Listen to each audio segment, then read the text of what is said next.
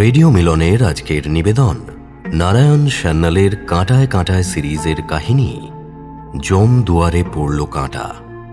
গল্পটি ভালো লেগে থাকলে অবশ্যই লাইক এবং শেয়ার করবেন এবং আরও নতুন নতুন গল্প শোনার জন্য সাবস্ক্রাইব করতে ভুলবেন না আমাদের অফিসিয়াল ইউটিউব চ্যানেল রেডিও মিলন অডিও স্টোরি। শুরু হচ্ছে নারায়ণ সান্যালের কাঁটায় কাঁটায় সিরিজের কাহিনী জম দুয়ারে পড়ল কাঁটা। আজ প্রথম পর্ব।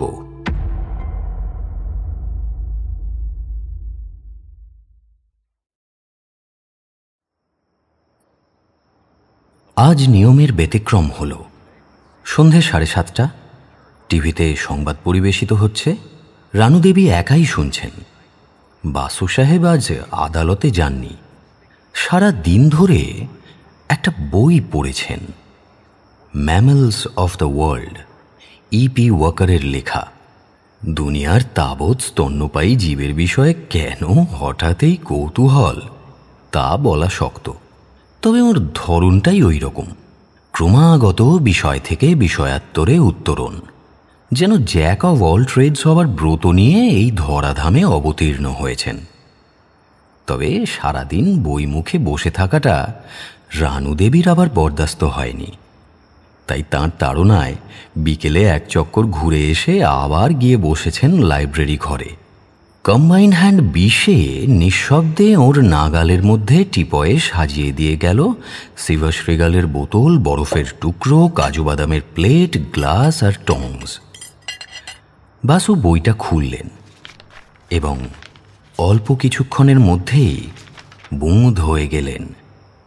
কত বিচিত্র, কত অজানা জীবই না বিবর্তিত হয়েছে সূর্যের এই তৃতীয় গ্রহে। হঠাৎ হুইল চেয়ারে পাক মেরে দরজার কাছে এসে উপস্থিত হলেন রানুদেবী। এটাই ফার্স্ট পেগ। তোমার পেগের হিসেব রাখতে আসেনি। যথেষ্ট বয়স হয়েছে তোমার, অন্তত হিসেব করে হুইস্কি খেতে পারার মতো বয়স তো হয়েছে। আমি এসেছি অন্য একটা কথা বলতে। বলো। একটা মেয়ে তোমার সঙ্গে দেখা করতে চায়। মক্কেল? এই অসময়ে? কি নাম? নাম বলেনি, বলতে চাইছে না। ওকে মক্কেল বলে স্বীকার করে নিলে নামধাম জানাবে কিনা তাও জানি না। বয়স কত? ঠিক বলতে পারছি না। 17, 18, 19, 20 কিছু একটা হবে। তাহলে হবে না। 17 আর 19-এর মধ্যে অনেক ফারাক, অন্তত আইনের চোখে তো বটেই। মোট কথা সাবালিকা তো। সাবালিকা তো নিশ্চয়ই, আমারই ভুল, 17 নয়। তাহলেই হলো। সেক্ষেত্রে সংবাদটা ইন্টারকমের মাধ্যমে না জানিয়ে সশরীরে হাজিরা দেবার হেতুটা কি? বাই ওর ওন অ্যাডমিশন পেগের হিসেব রাখতে যখন নয়। হেতু আছে, তবে একটা নয়, দুটো। একটা খবর তোমাকে জানানো দরকার, সেটা তোমার সঙ্গে ওর সাক্ষাতের আগেই। মেয়েটার সঙ্গে ছোট্ট একটা ভ্যানিটি ব্যাগ ছাড়াও আছে একটা মাঝারি মাপের কালো রঙের অ্যাটাচি কেস। সেটা থাক দেওয়া কারেন্সি নোটে বোঝাই। সে কি? তুমি কি করে জানলে? ও যখন আসে তখন আমি ভিতরের ঘরে বসে টিভি দেখছি। বিশু ওকে রিসেপশনে বসিয়ে আমাকে খবরটা দেয়। মেয়েটি বুঝতে পারেনি আমি একেবারে নিঃশব্দে আসব। আমি যখন ঘরের মাঝামাঝি এসে গেছি তখনই ও আমাকে দেখতে পায়।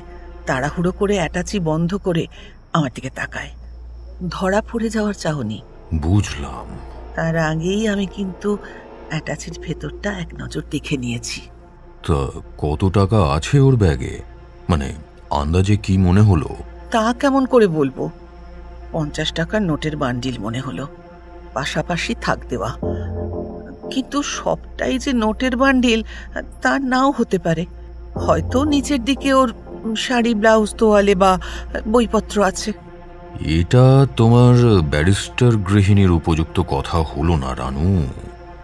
সেক্ষেত্রে মেয়েটা নোটের বান্ডিল নিচে রেখে তোয়ালে চাপা দিত, তার উপরে শাড়ি, ব্লাউজ, বইপত্র এইসব সাজাতো, তাই না? যাতে ডালাটা খুললেই। তা বটে। তুমি তখন দুটো হেতুর কথা বলেছিলে, দ্বিতীয়টা কি? আমার আশঙ্কা ছিল তুমি যদি এই অবেলায় ওকে ফিরিয়ে দাও। নামধাম জানো না, কি বিপদ জানো না, অথচ অর্থাভাব যে নেই তা জানো, তবু দর্শন মাত্র ও তোমার মন জয় করেছে। তা মেয়েটা কি খুবই সুন্দরী নাকি? না, তবে নিষ্পাপ সরল চেহারা, ভারী মিষ্টি দেখতে। শুধু তাতেই? রানুদেবী মাথা নিচু করলেন। দৃষ্টিজোড়া নিবদ্ধ হল ঘরের মেঝেতে। কিছুক্ষণ চুপ করে থেকে বললেন, হ্যাঁ, তাতেই। ওর বয়সটা যে। বয়স সে তো 18-19। এই হুইল চেয়ারটা যদি এ বাড়িতে না আসতো, তাহলে আজ ওই বয়সের একটা মেয়ে। বিদ্যুৎ স্পৃষ্টের মতো লাফ দিয়ে উঠে দাঁড়ান বাসু সাহেব। দুহাতে রানুদেবীর 2 হাত চেপে ধরে বলেন, I am sorry Ranu, I am extremely sorry. না না, এতে সরি হবার কি আছে? আছে রানু, আছে। এবার আমি বোকার মতো প্রশ্নটা করে বসেছি।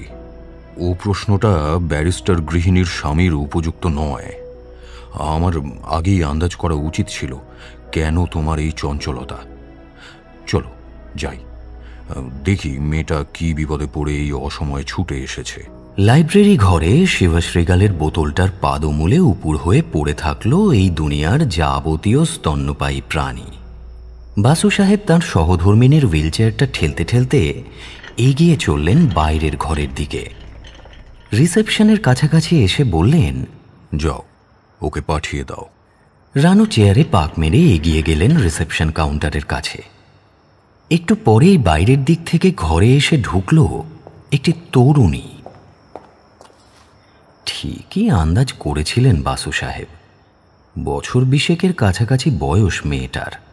হালকা কোবাল্ট ব্লু রঙের সিনথেটিক শাড়ি, সঙ্গে একই রঙের ম্যাচ করা হাফ হাতা ব্লাউজ, ওই রঙেরই টিপ, দুল এবং গলায় হারের লকেট। বাসুর নির্দেশে মেয়েটি দর্শনার্থীদের নির্দিষ্ট একটি চেয়ার দখল করে বসল।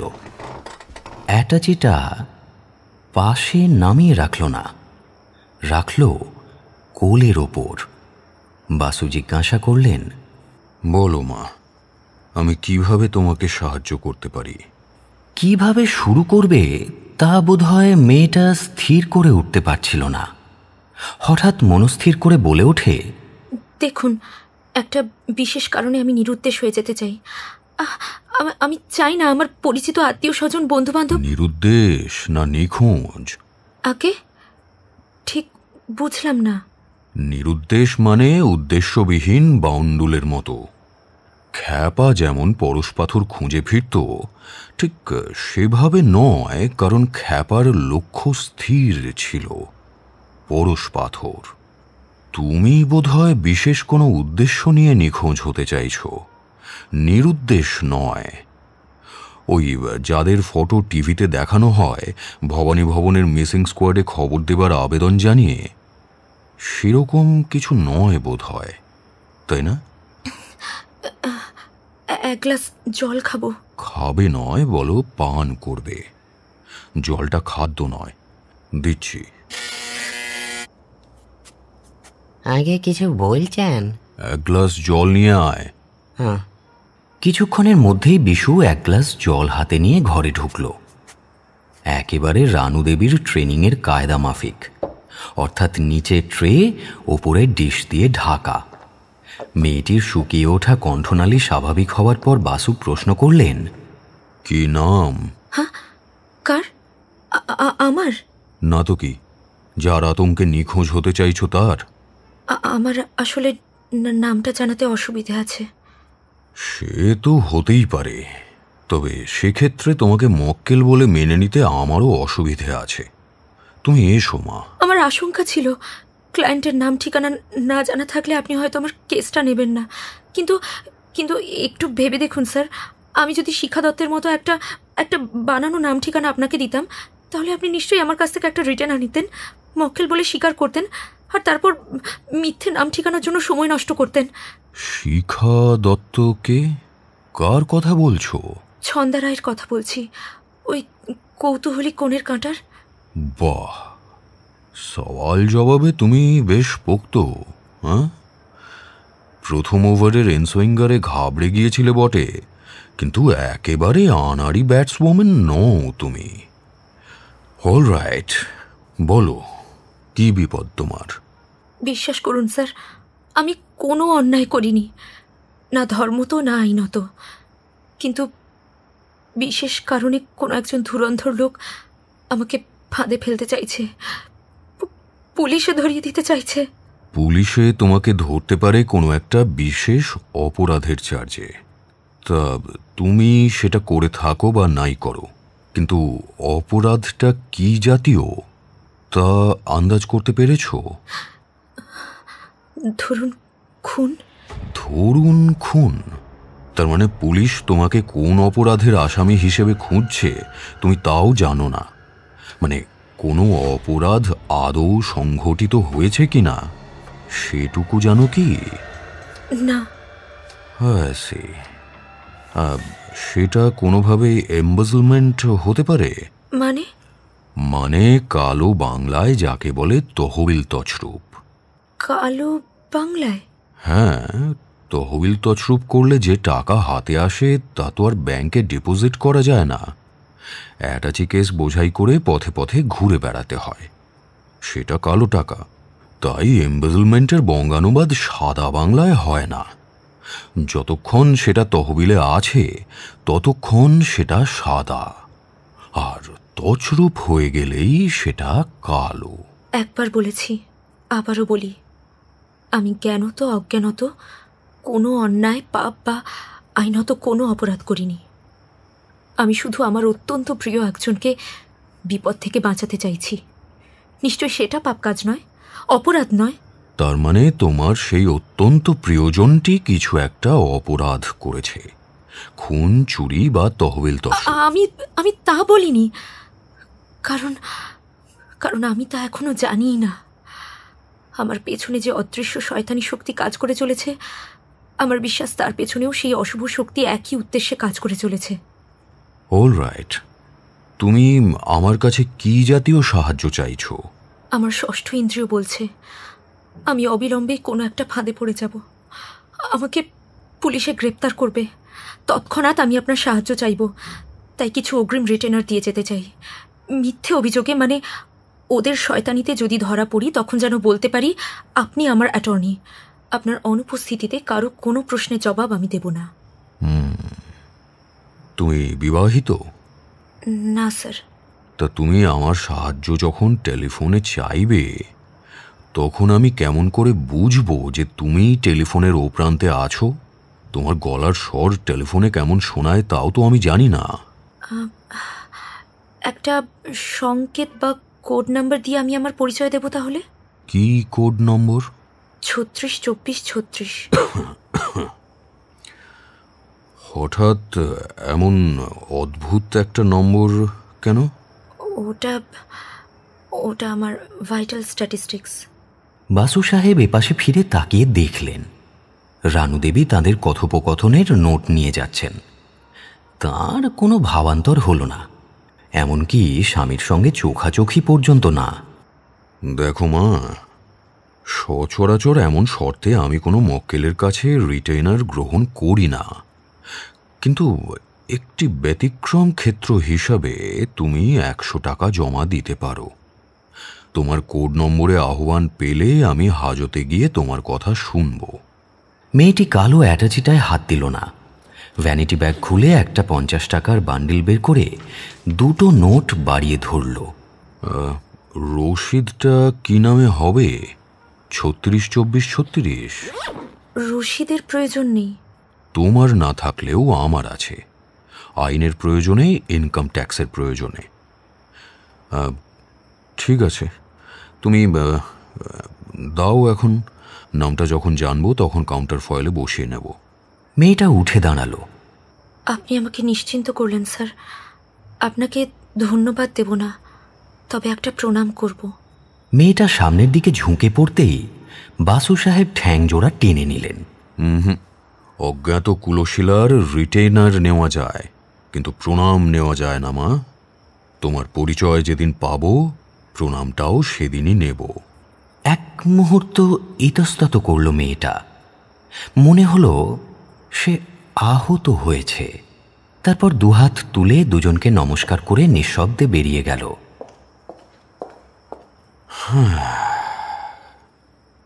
কি বুঝছো, কতটা সত্যি আর কতটা ভেজাল? শেষ দুটো সত্যি, প্রথমটা ভেজাল। মানে কোড নাম্বারটা ওর নিজের ভাইটাল স্ট্যাটিস্টিক্স নয়। রাত্রে ডিনার টেবিলে কেসটার সম্বন্ধে আলোচনা হলো।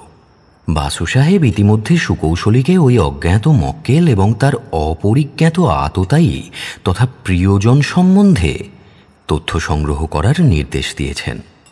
কৌশিক বলল, প্রাথমিক কিছু ডেটা তো দেবেন, একটা স্টার্টিং পয়েন্ট।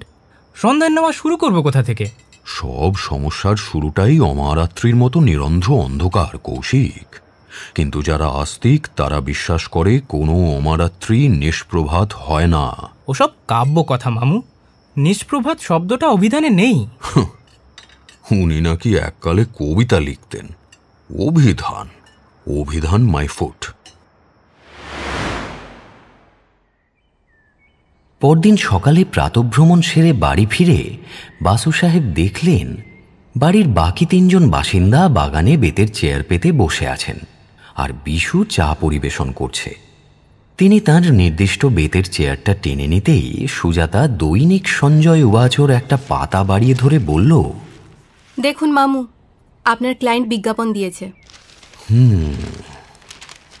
তাহলে কাল বলিনি যে সন্ধানী দৃষ্টি থাকলে আলোর আভাস ঠিক পাওয়া যাবে?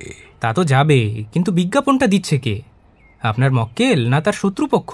শেষ পৃষ্ঠার ব্যক্তিগত কলামে বোল্ড টাইপে ছাপা বিজ্ঞাপনটা বাসু সাহেব দ্বিতীয়বার পড়লেন।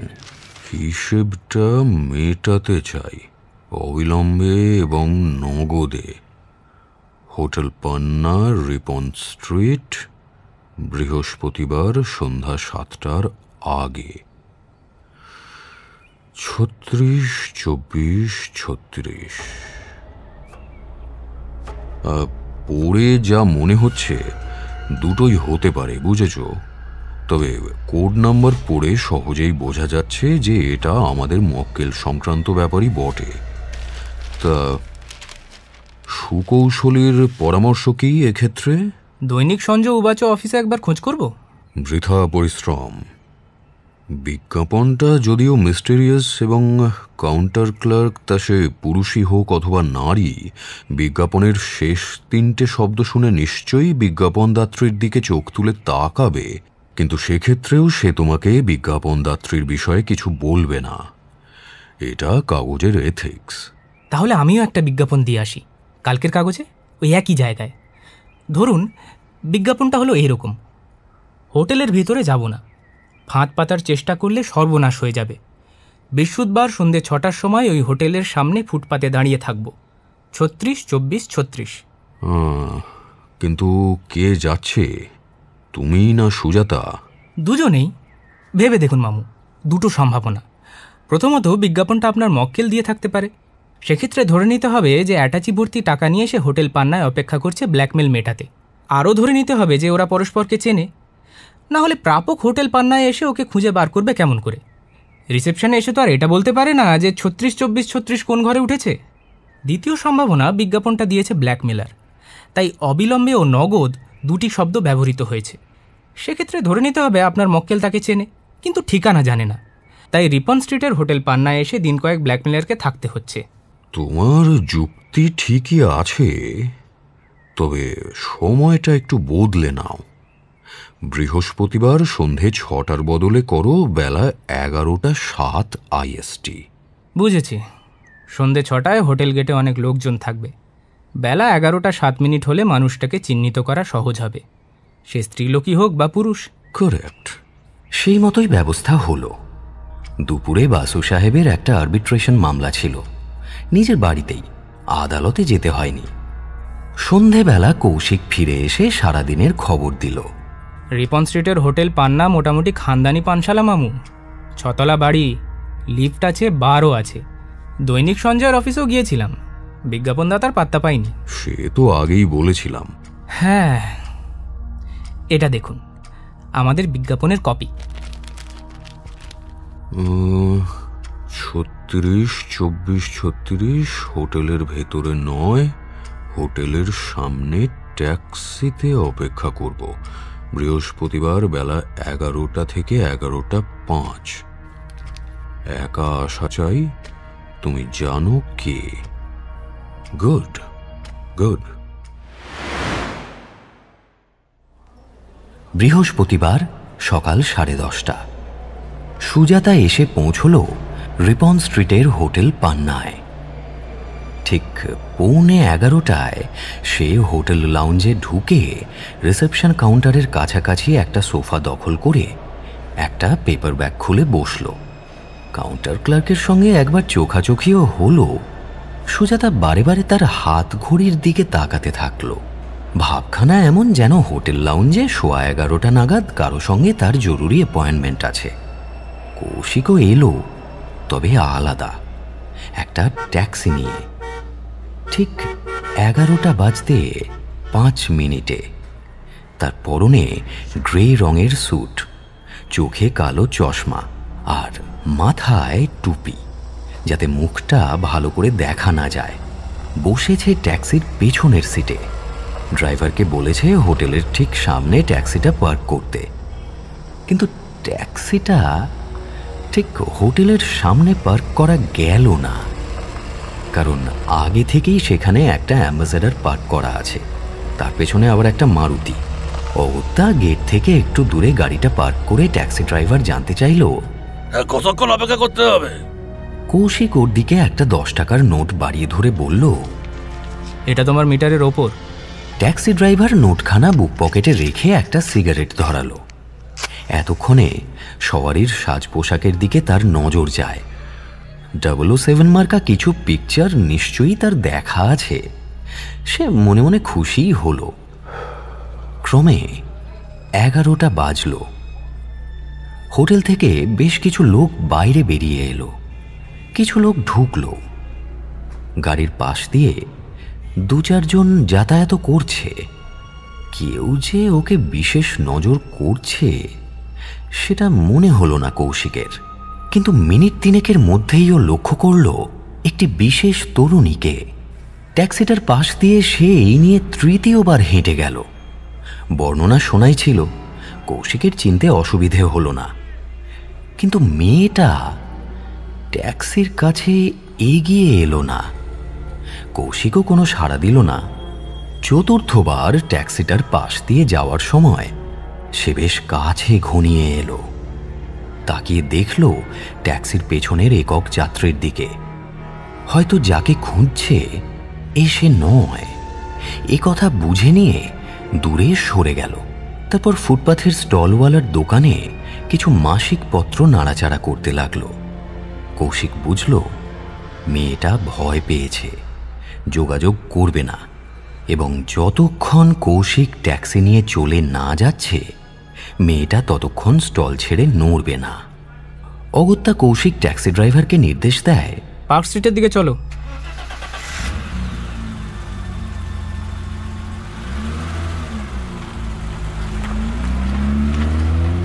ট্যাক্সিটা দৃষ্টিপথের বাইরে যাওয়ার পরেও মেয়েটা দাঁড়িয়ে রইল ম্যাগাজিন স্টলে। ট্যাক্সির নম্বরটা সে নিশ্চয়ই দেখে রেখেছে। মিনিট 5 মধ্যে সেই নম্বরই ট্যাক্সি ফিরে এলো না দেখে সে আবার হোটেলে ফিরে গেল। রিসেপশন কাউন্টারে গিয়ে কি একটা চাবি চাইল। কাউন্টার ক্লার্ক পেছনের বোর্ড থেকে একটা চাবি পেড়ে নামালো। চাবিটা নিয়ে মেয়েটা এলিভেটরের দিকে এগিয়ে গেল। লিফটটা ওপরে উঠতে শুরু করতেই সুজাতা এগিয়ে এলো কাউন্টারের দিকে। কত নম্বরের চাবি নিয়েছে মেয়েটা তা সে দূর থেকে দেখতে পায়নি, কিন্তু পেরেকটা চিহ্নিত করেছে। 3য় সারির 5ম চাবি। কাছে এসে দেখল চাবির পেরেকের পাশে লেখা 315। সুজাতাকে এগিয়ে আসতে দেখে রিসেপশনিস্ট মেয়েটা বলল, yes, can I help you? Of course you can.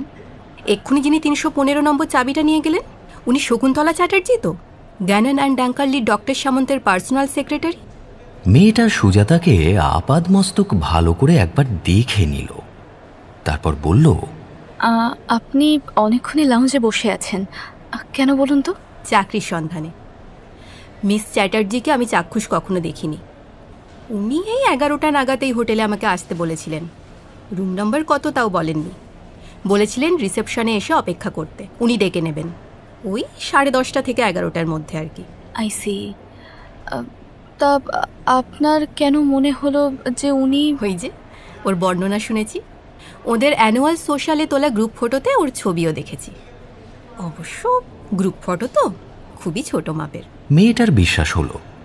Register হাতড়ে বলল, আই এম সরি, ওর নাম শকুন্তলা চ্যাটার্জি নয়, চিত্রলেখা ব্যানার্জি, রারি ব্রাহ্মণ, শুধু এটুকুই মিলেছে। ও, থ্যাংক ইউ।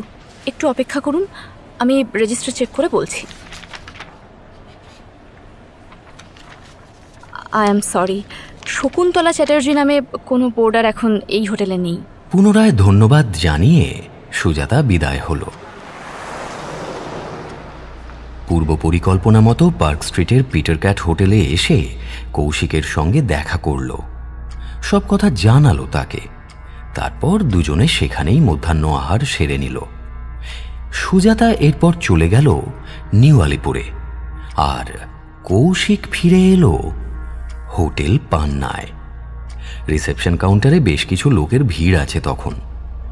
কৌশিক একটু দূরে দাঁড়িয়ে সিগারেট টানতে লাগলো, তবে কাউন্টার ক্লার্কটি তীক্ষ্ণ দৃষ্টির অধিকারিণী।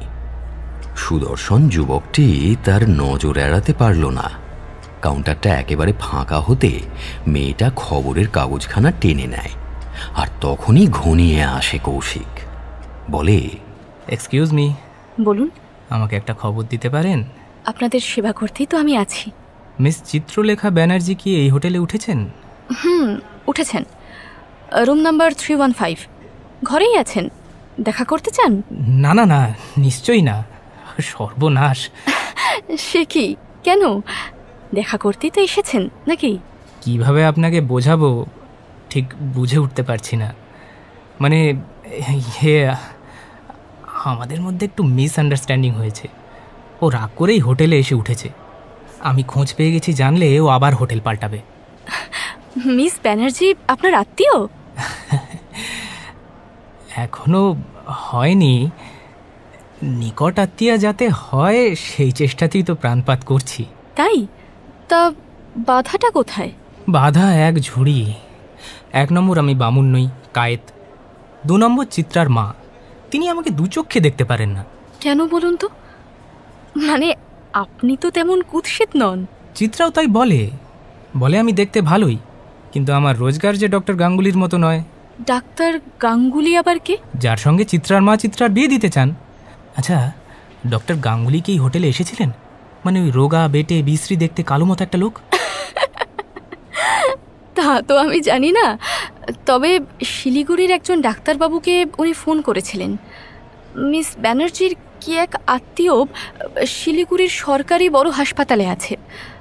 সাম মিস্টার হরি সাধন অথবা হরি নারায়ণ বসু। আপনি চেনেন? অগত্যা কৌশিককে স্বীকার করতেই হয়। হ্যাঁ, চিনি বই কি। কি হয়েছে হরির? তা ঠিক জানি না, সম্ভবত মোটর অ্যাক্সিডেন্ট কেস। দুবার এসটিডি করেছেন মিস ব্যানার্জি শিলিগুড়িতে। আমি তো কল দুটো এসটিডিতে বুক করি, তাই শুনেছি। ডাক্তারবাবু বলছিলেন হরিবাবুর এখনো জ্ঞান হয়নি, কেসটা খারাপের দিকে টার্ন নিতে পারে। আপনি মিস ব্যানার্জির সঙ্গে কথা বলবেন হরিবাবুর ব্যাপারে? উনি ঘরেই আছেন। না না না, আমার কথা চিত্রাকে কিছু বলবেন না প্লিজ। হরির কপালে যা আছে তাই হবে, আমি শুনে কি করব। হরিবাবু মিস ব্যানার্জির কে হন? ওদের গাড়ির ড্রাইভার। ধন্যবাদ, আমি চলি। চিত্রাকে আমার কথা কিছু বলবেন না যেন। আপনি অত ভীতু কেন? এই দেখুন, আপনি ওই একই কথা বললেন। কেন? আগেও কেউ ও কথা বলেছে বুঝি? বলেনি, 1000 বার বলেছে। বলেই তো আমায় ভীতু বানিয়ে ছেড়েছে। কে আবার? ওই চিত্রাই। এই সময় এক বৃদ্ধ এগিয়ে এসে বললেন, কি ফর রুম নাম্বার 212 প্লিজ। বৃদ্ধকে চাবিটা দিয়ে এপাশ ফিরে মেয়েটা দেখে চিত্রলেখা ব্যানার্জির ভীরু প্রেমাস্পদ ইতিমধ্যে হাওয়া হয়ে গেছে। শুক্রবার সকালে বাসু সাহেব একাই সরেজমিন তদন্তে এলেন, কিন্তু তার পূর্বে ধাপে ধাপে সুকৌশলী তাকে নানান তথ্য সরবরাহ করেছে। আগের দিন বেলা 12টা নাগাদ একটা ট্যাক্সি নিয়ে সুজাতা ফিরে এসেছিল। বাসু সাহেবের সম্মুখীন হতেই সে বলল, আপনার মক্কেলের নাম চিত্রলেখা ব্যানার্জি, রুম নাম্বার 315। এর বেশি আমি আর কিচ্ছু জানি না। আপনার ভাগ্নে গেছে বাকি সংবাদের সন্ধানে। তা তুমি কেমন করে জানলে যে ওর নাম চিত্রলেখা বন্দ্যোপাধ্যায়? ওসব কথা পরে, তুমি এখন খেতে এসো তো সুজাতা। আমি লাঞ্চ করে এসেছি মামিমা। কৌশিক এলো বেশ রাত করে, আরও খবর সংগ্রহ করে। মেয়েটার নাম চিত্রলেখা নয় মামু, পদবীও ব্যানার্জি নয়, বসু। হোটেলে এসে ছদ্মনাম লিখিয়েছে। ওর আসল নাম চৈতালি বসু। মানে? শুনুন, হোটেল পান্না থেকে বের হয়ে আমি একটা ফোন বুথ থেকে আমাদের শিলিগুড়ির লিঙ্কম্যানকে ফোন করেছিলাম। আপনি নিশ্চয়ই জানেন সুকৌশলী এখন পশ্চিমবঙ্গের অনেকগুলো শহরেই এ জাতীয় লিঙ্কম্যান রেখেছে। তাতে আমাদের দুজনের দৌড়োদৌড়িটাও একটু কমে, খরচও কম হয়। তা আমার ফোন পেয়ে আমাদের শিলিগুড়ির এজেন্ট হাসপাতালে গিয়ে সব কিছু জেনে এসে বলেছে, হাসপাতালে ডক্টর সামন্তের চিকিৎসাধীনে যে রোগীটি মৃত্যুর সঙ্গে লড়াই করছে তার নাম হরিমোহন বসু। শিলিগুড়ির প্রখ্যাত Gen curio export and import কোম্পানির একজন দক্ষ কর্মী, বছর 20 বয়স। দিন কয়েক আগে অফিসের কি একটা কাজে কলকাতা যাবার জন্য তৈরি হয়। মালপত্র গুছিয়ে রেখে সন্ধেবেলা সদর দরজায় তালা দিয়ে ট্যাক্সি ডাকতে বেরিয়েছিল। সেই সময় রাস্তায় এক মাতাল ড্রাইভার পিছন থেকে ওকে ধাক্কা মারে। পালাতে পারেনি অবশ্য, ধরা পড়ে গেছে। পাড়ার লোকেরাই হরিমোহনকে হাসপাতালে পৌঁছে দেয়। হরিমোহন একটা 2 কামরার বাড়িতে থাকতো তার যমজ বোনকে নিয়ে। সে অবিবাহিত, বোনও তাই। বাবা মা বা আর কোনো ভাই বোন নেই। ওর বোনও একই কোম্পানিতে কাজ করে। সন্ধেবেলা বাড়ি ফিরে সদরের তালা খোলার আগেই প্রতিবেশীদের কাছে দুর্ঘটনার খবর পায়। ছোটে হাসপাতালে। অফিসের খবর ওর বোন চৈতালি ছুটিতে আছে যমজ ভাইয়ের দেখাশুনো করার জন্য। অথচ হাসপাতালের খবর চৈতালি ভিজিটিং আওয়ারে দেখা করতে আসছে না। কেন তা কেউ জানে না। আমাদের এজেন্ট হরিমোহনের ঘনিষ্ঠ বন্ধুর পরিচয় খোঁজ নিয়ে জেনেছে চৈতালি বসু আজ 3 দিন 3 রাত্রি তালা খুলে বাড়ি ঢোকেনি। তারপর সে দ্বিতীয়বার হরিমোহনের অফিসে খোঁজ নিতে গিয়েছিল, কিন্তু ঢুকতে পারেনি। আশেপাশে গুজব শুনেছে ক্যাশ সেফ থেকে বিরাট একটা টাকার অঙ্ক কীভাবে জানি তছরূপ হয়েছে। কত টাকা তা এখনও জানা যায়নি। অ্যাকাউন্টেন্ট বাবু মালিকের সঙ্গে বসে ক্যাশ মেলাচ্ছেন। এই সমস্ত খবর সংগ্রহ করে পরদিন সকাল 8টা নাগাদ বাসু সাহেব হোটেল পান্নায় সরেজমিন তদন্তে এলেন। হোটেলটার অবস্থান সম্পর্কে বাসু সাহেবের ধারণা ছিল না। তিনি ট্যাক্সি নিয়ে বেলা 8টা নাগাদ এসে উপস্থিত হলেন। রিসেপশন কাউন্টারে এসে দেখলেন এক প্রৌঢ়া অ্যাংলো ইন্ডিয়ান মহিলা বসে আছেন। তার কাছে জানতে চাইলেন, এক্সকিউজ মি, আপনাদের হোটেলে মিস চিত্রলেখা ব্যানার্জি নামে একজন বোর্ডার আছেন কি? Just a moment sir. Receptionist একটা রেজিস্টারে চোখ বুলিয়ে বললেন, yes, room number 315। Would you kindly announce me please? Sure sir. কি নাম বলবো? নাম বললে উনি আমাকে চিনতে পারবেন না। ওর একটা ম্যাচিওর্ড ইন্স্যুরেন্স পলিসির ক্লেম কেসের বিষয়ে কথা বলতে এসেছি। পলিসি নম্বরটা ওকে বললেই ওর মনে পড়বে, 362436। প্রৌঢ়া একটু অবাক হলেও অনুরোধ মতো টেলিফোন তুলে 315 নম্বর ঘরে রিং করলেন। ও প্রান্ত উৎকর্ণ হতেই বললেন, hello ma'am, someone from insurance company এসেছেন আপনার সঙ্গে দেখা করতে। Beg your pardon ma'am.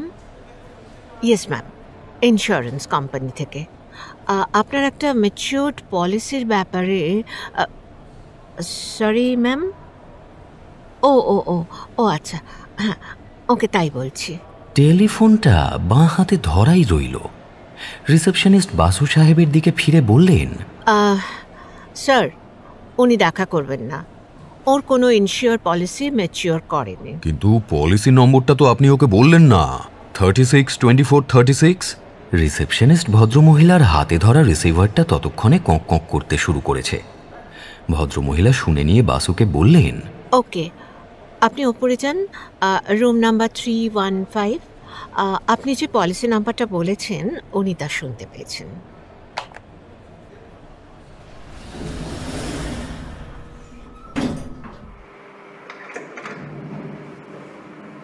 Basu লিফটে করে 3 তলায় চলে এলেন। নির্দিষ্ট ঘর চিহ্নিত হতেই দরজায় নক করলেন। দরজা খুলে যেতেই বাসু ঘরে প্রবেশ করে দরজাটা বন্ধ করে দিলেন ভেতর থেকে। কি আপনি? উপায় কি বলো? মোহাম্মদ যদি রাজি না হন তখন পর্বতকেই মোহাম্মদের কাছে আসতে হয়। কিন্তু কি করে, মানে আপনি কিভাবে? কি আশ্চর্য, তুমি তো সেদিন বলছিলে কৌতূহলী কোণের কাঁটা বইটা তোমার পড়া, সুতরাং তোমার বোঝা উচিত ছিল তোমার সঠিক পরিচয় আমি পাবই। তো সে যাই হোক, তোমার নাম তাহলে চিত্রলেখা, তাই তো? সে তো আপনি জেনেই হোটেলে এসেছেন। পুরো নামটা কি? মানে চিত্রলেখা কি? ব্যানার্জি। এটা তো ঠিক হলো না চৈতালি, অহেতুক মিথ্যে কথা কেন বলছো? বিশ্বাস না হয় নিচে গিয়ে কাউন্টারে জিজ্ঞেস করে দেখুন। কাউন্টারে ঘুরেই তো আসছি আমি, কিন্তু তুমি আমাকে ব্যাখ্যা করে বোঝাও বাণুজ্যের যমজ ভাই বসু কেমন করে হয়? হরিমোহন বসুর অবিবাহিতা যমজ বোন সে মিস ব্যানার্জি। মেয়েটা জ্বলন্ত দৃষ্টিতে কিছুক্ষণ তাকিয়ে থাকে, তারপর বলে, আপনি কি এখন আমাকে পুলিশে ধরিয়ে দিতে চান? কি পাগলের মতো কথা বলছো চৈতালি? মক্কেলকে বাঁচানো আমার ধর্ম। তাহলে এভাবে আমার অতীত জীবনের অন্ধকারের ঘটনা নিয়ে কেন ঘাঁটাঘাঁটি করছেন আপনি? যাতে তোমার ভবিষ্যৎ জীবন আলোকোজ্জ্বল হয়ে ওঠে। তুমি জানো না, কিন্তু আমি জানি তুমি এই মুহূর্তে প্রচন্ড বড় একটা বিপদের মধ্যে পড়েছ। কি বিপদ? জৈন কিউরিও এক্সপোর্ট অ্যান্ড ইম্পোর্ট কোম্পানি জানে তুমি কোথায়? জানি না, হয়তো ওরা এটুকু জানে যে আমি শিলিগুড়িতে নেই। ওই অ্যাটাচি কেসটায় কি আছে তা তারা জানে নিশ্চয়ই। অসংখ্য ধন্যবাদ, আমাকে যথেষ্ট সাহায্য করেছেন আপনি। এবার যান, ইউ আর ফায়ার্ড। আপনাকে আর কিচ্ছু করতে হবে না। তা হয় না চৈতালি, আমাকে ওভাবে বরখাস্ত করা যায় না। হয় তুমি আমার মক্কেল, নয়তো নও।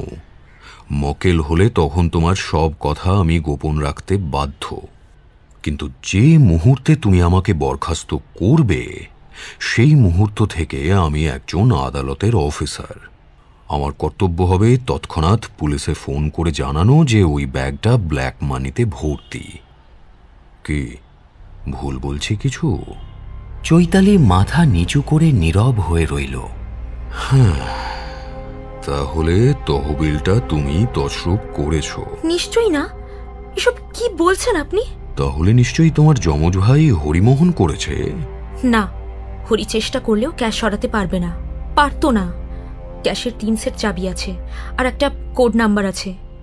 1 সেট চাবি থাকে আমার কাছে, আমি হেড ক্যাশিয়ার। বাকি 2 সেট চাবি থাকে কোম্পানি 2 পার্টনারের কাছে। আমরা 3 জন ছাড়া কেউ ক্যাশে হাত দিতে পারে না। আর ওই কোড নাম্বারটাও জানি শুধু আমরা 3 জন। ওই ব্যাগটায় কত টাকা আছে? 50,000। তুমি যদি ক্যাশ থেকে না সরিয়ে থাকো তাহলে ও টাকা তোমার হেফাজতে এলো কি করে? চৈতালি নত নেত্রে ভাবতে থাকে। বাসু কিছুক্ষণ সময় দিয়ে বললেন, শোনো চৈতালি, সব কথা খুলে বললে আমার কাজের সুবিধে হয়। তুমি যদি আমাকে বলো আমি টাকাটা ক্যাশ থেকে সরাইনি, ব্যাস তাতেই আমি তোমাকে বিশ্বাস করব। তুমি যদি বলো যে তুমি হরিমোহনকে চাবি হস্তান্তরিত করে সেফ ভল্টের নম্বরটা বলে দাওনি, আমি তাও বিশ্বাস করব। তারপর আমি এই রহস্যের কিনারায় সর্বশক্তি নিয়োগ করব। সেটাই আমার ধর্ম। তবে ধর্ম মানে এখানে রিলিজিয়ন নয়, ধর্ম মানে জাস্টিফিকেশন অফ ওয়ানস এক্সিস্টেন্স। কিন্তু তুমি যদি সব কথা খুলে না বলো তাহলে আমার অর্ধেক শক্তি খরচ হয়ে যাবে সেই তথ্যগুলো সংগ্রহ করতে। এমনিতেই অলরেডি আমি 2 দিন নষ্ট করেছি তোমার নাম পরিচয় সংগ্রহ করতে। চৈতালি এখনো মনস্থির করে উঠতে পারছে না। বাসু পুনরায় বললেন, চৈতালি, তুমি কি জানো যে তোমার কোম্পানির ক্যাশে একটা বিরাট ঘাটতি ধরা পড়েছে? মালিকেরা অডিট করাচ্ছেন, ক্যাশ মেলাচ্ছেন। না না, তা কি করে হবে? খুব সহজেই। হয়তো ঘাটতিটা ঠিক 50,000 টাকারই। ওই তোমার অ্যাটাচিতে যত টাকা আছে ঠিক তার সমান। ঠিক আছে, আমি সব কথা আপনাকে খুলে বলবো। তারপর আপনি যা ভালো বোঝেন। অল রাইট, সংক্ষেপে মোদ্দা তথ্যগুলো বলে যাও, কারণ আমাদের হাতে হয়তো সময় খুব কম। হয়তো পুলিশ তোমাকে ইতিমধ্যেই খুঁজছে। নাও নাও নাও, শুরু করো। আমার বাবা মহেন্দ্র বোস ছিলেন গয়াবাড়ি টি এস্টেটের কাছের একটি চা বাগানের ম্যানেজার। শহর থেকে দূরে একাই থাকতেন তিনি, সঙ্গে ওই 5-4 মাস খাটার জন্য লোকজন। আমরা 2 যমজ ভাই বোন থাকতাম শিলিগুড়িতে মাসির কাছে। মাসি বিধবা। দাদা আর আমি একই স্কুলে একই ক্লাসে পড়াশোনা করতাম। মা আমাদের জন্ম দিতে গিয়ে মারা যান, তাই জন্ম থেকেই আমরা মাসির কাছেই মানুষ। বছর 5 আগে পাংখাবাড়ি রোডে একটা জীব দুর্ঘটনায় বাবাও চলে গেলেন। আমরা দুজনই তখন ক্লাস 9-এ পড়ি। অবশ্য বাবার একটা মোটা ইন্স্যুরেন্স করানো ছিল, তাই আমাদের ভাই বোনের পড়াশোনা বন্ধ হয়নি। কিন্তু দুর্ভাগ্য যখন আসে তার শেষ কোথায় কেউ বলতে পারে না। বছর ঘুরতে না ঘুরতেই মাসিমা মারা গেলেন। জয়েন্ট কোম্পানির বড় তরফ বিজয়রাজ ছিলেন বাবার বন্ধুস্থানীয়। আমাদের দুজনকে ওর এক্সপোর্ট ইম্পোর্ট বিজনেসে চাকরি দিলেন। আমি জয়েন করেছিলাম কেরানি হিসেবে, এখন প্রমোশন পেয়ে পেয়ে ক্যাশিয়ার। বড় দায়িত্ব, বুঝতেই পারছেন। 2 বিজনেস পার্টনার ছাড়া একমাত্র আমার কাছেই ক্যাশের চাবি থাকতো, সেই সঙ্গে আয়রন সেফের কম্বিনেশন কোড নাম্বার। হরির কাজ ছিল বাইরে বাইরে, প্রায় ট্যুরে যেতে হতো ওকে। 5-10 হাজার নগদ নিয়ে ওই কিছু কিনতে বা বেচতে। নেপাল, ভুটান, এমনকি তিব্বত অবধি ঘুরে এসেছে ও মাধবরাজের সঙ্গে। সেদিক থেকে বলতে গেলে হরিমোহন মাধবরাজের ডান হাত হয়ে উঠেছিল। আর সিনিয়র জৈন আমাকে খুব স্নেহ করতেন। আচ্ছা, এই জৈন কোম্পানির 2 বড় কর্তার পরিচয়টা একটু ক্লিয়ারলি দাও দেখি। ওরা কি বাবা ছেলে? আগে না, খুড়ো ভাইপো। বিজয়রাজ বিপত্নিক এবং নিঃসন্তান, প্রায় 50-এর কাছাকাছি বয়স। একই বাড়িতে থাকেন ওরা। গৃহকর্ত্রী জুনিয়র পার্টনার মাধবরাজের ধর্মপত্নী, তিনি নেপালি। নেপাল রাজ পরিবারের সঙ্গেও কি একটা রক্তের সম্পর্ক আছে ওনার। বাপের একমাত্র আদুরে মেয়ে, অগাধ সম্পত্তির একমাত্র ওয়ারিশ। প্রেম করে বিয়ে? না না, সম্বন্ধ করে। মিসেস জৈনের বাবা তো আবার জৈন নন, বৌদ্ধ। তবুও বিয়ে আটকায়নি। বোধহয় সেটা অর্থকৌলিন্যি। রাইট। তাই মাধবরাজের বয়স কত? 40-এর কাছাকাছি। বিয়ে হয়েছে এই বছর সাথে। সন্তানাদি নেই, মানে এখনো হয়নি। মাধবরাজের স্ত্রীর সঙ্গে তোমার আলাপ আছে? আলাপ নেই, তবে দূর থেকে দেখেছি অফিসের কোনো কোনো অনুষ্ঠানে। ওই 30-32 বছর বয়স। সুন্দরী নন, একটু মোটা, তবে গায়ের রং খুব ফর্সা। শুনেছি সূচিবায়ুগ্রস্তা, মানে খুব সন্দেহবাতিক এবং দজ্জাল টাইপ। সেক্ষেত্রে জানতে হয় তোমাদের অফিসে মহিলা কর্মী কতজন আছেন? আমাকে নিয়ে 5 জন। কিন্তু এ কথা কেন? কেন তা জানতে চেও না। বাকি 4 জনের নাম পরিচয় দাও। কত বয়স, বিবাহিত কিনা, কি কাজ করতে হয়, সবাই বাঙালি কিনা? আগে না, আমি ছাড়া বাকি সবাই অবাঙালি আর বিবাহিতা। সুমিত্রা গর্গ আর ঝর্ণা তামাং এরা দুজনেই বিবাহিতা। বয়স ওই 30-এর কোঠায়। ছেলেপিলেও আছে। এছাড়া আছেন মিসেস অ্যাগনেস, প্রৌঢ়া। আর আছেন রঞ্জনা থাপা। বয়স 30-এর কাছাকাছি, কিন্তু দেখলে মনে হয় 25-এর কম। খুব সুন্দরী, বিধবা এবং নিঃসন্তানা। তিনি অবশ্য মাস কয়েক আগে ছুটি নিয়ে দেশে চলে গেছেন গল ব্লাডার অপারেশন করাতে। সুমিত্রা ক্লার্ক আর ঝর্ণাদি সেলস গার্ল। আমাদের অফিস কাউন্টারে নানান কিউরিও সাজানো আছে। ঝর্ণাদি তার কাউন্টার সেলে আছে, সুমিত্রাদিও তাই। তবে তাকে মাধবরাজ অথবা বিজয়রাজ্যের স্টেনোর কাজও করতে হয়। সুমিত্রার বয়স কত? ওই বছর 27। দেখতে কেমন? সুশ্রী। ছেলেপিলে? 2। অফিস ছুটির পরেও তাকে মাঝে মাঝে অফিসে বসে কাজ করতে হয় নিশ্চয়ই, মানে ডিকটেশন নিতে? তা তো হয়ই। তা সেই সময় খুড়ো ভাইপোর কেউ অন্যায় কোনো সুযোগ নেওয়ার চেষ্টা করে না, মানে যাকে বলে পয়িং? তা আমি কেমন করে জানবো? ন্যাকামি করো না চৈতালি। কি করে জানবে তা তুমি ভালো মতোই জানো। তোমার দিকে কেউ হাত টাত বাড়ায়নি? না, অনেক পুরুষ মানুষ অমন করে বলে শুনেছি, তবে আমার সে অভিজ্ঞতা এখনো হয়নি। হ্যাঁ, বিজয়রাজজি মাঝে মাঝে একটু টিজ করেন, ওই লেগ পুলিং জাতীয়, কিন্তু ভাইপো মাধবরাজ এ বিষয়ে খুব স্ট্রিক্ট, তার কোনো বেচাল কেউ কোনো দিন দেখেনি। আর প্রৌঢ় বিজয়রাজ, তিনি কি জাতীয় লেগ পুলিং করেন? উনি স্বভাবতই ফুর্তিবাজ, মেয়েদের নিয়ে ঠাট্টা মশকরা করা ওর স্বভাব, মেয়েদের সাজ পোশাকের প্রশংসা করা ওর এক চারিত্রিক বৈশিষ্ট্য, আর মনেও রাখেন অদ্ভুত, মানে কে কবে কী রঙের শাড়ি পরে এসেছে, নতুন শাড়ি পরে এলে নিউ পিন্স দিতেও ভুল হয় না, এই বৃদ্ধ বয়সেও। তা চিমটিটা কাটেন কোথায়? বাহুমূলে? গালেও, এমনকি বৃদ্ধা অ্যাগনেসকেও। আর মাধবরাজ? তিনি মেয়েদের সম্বন্ধে খুব সতর্ক, যথেষ্ট দূরত্ব বজায় রেখে চলেন।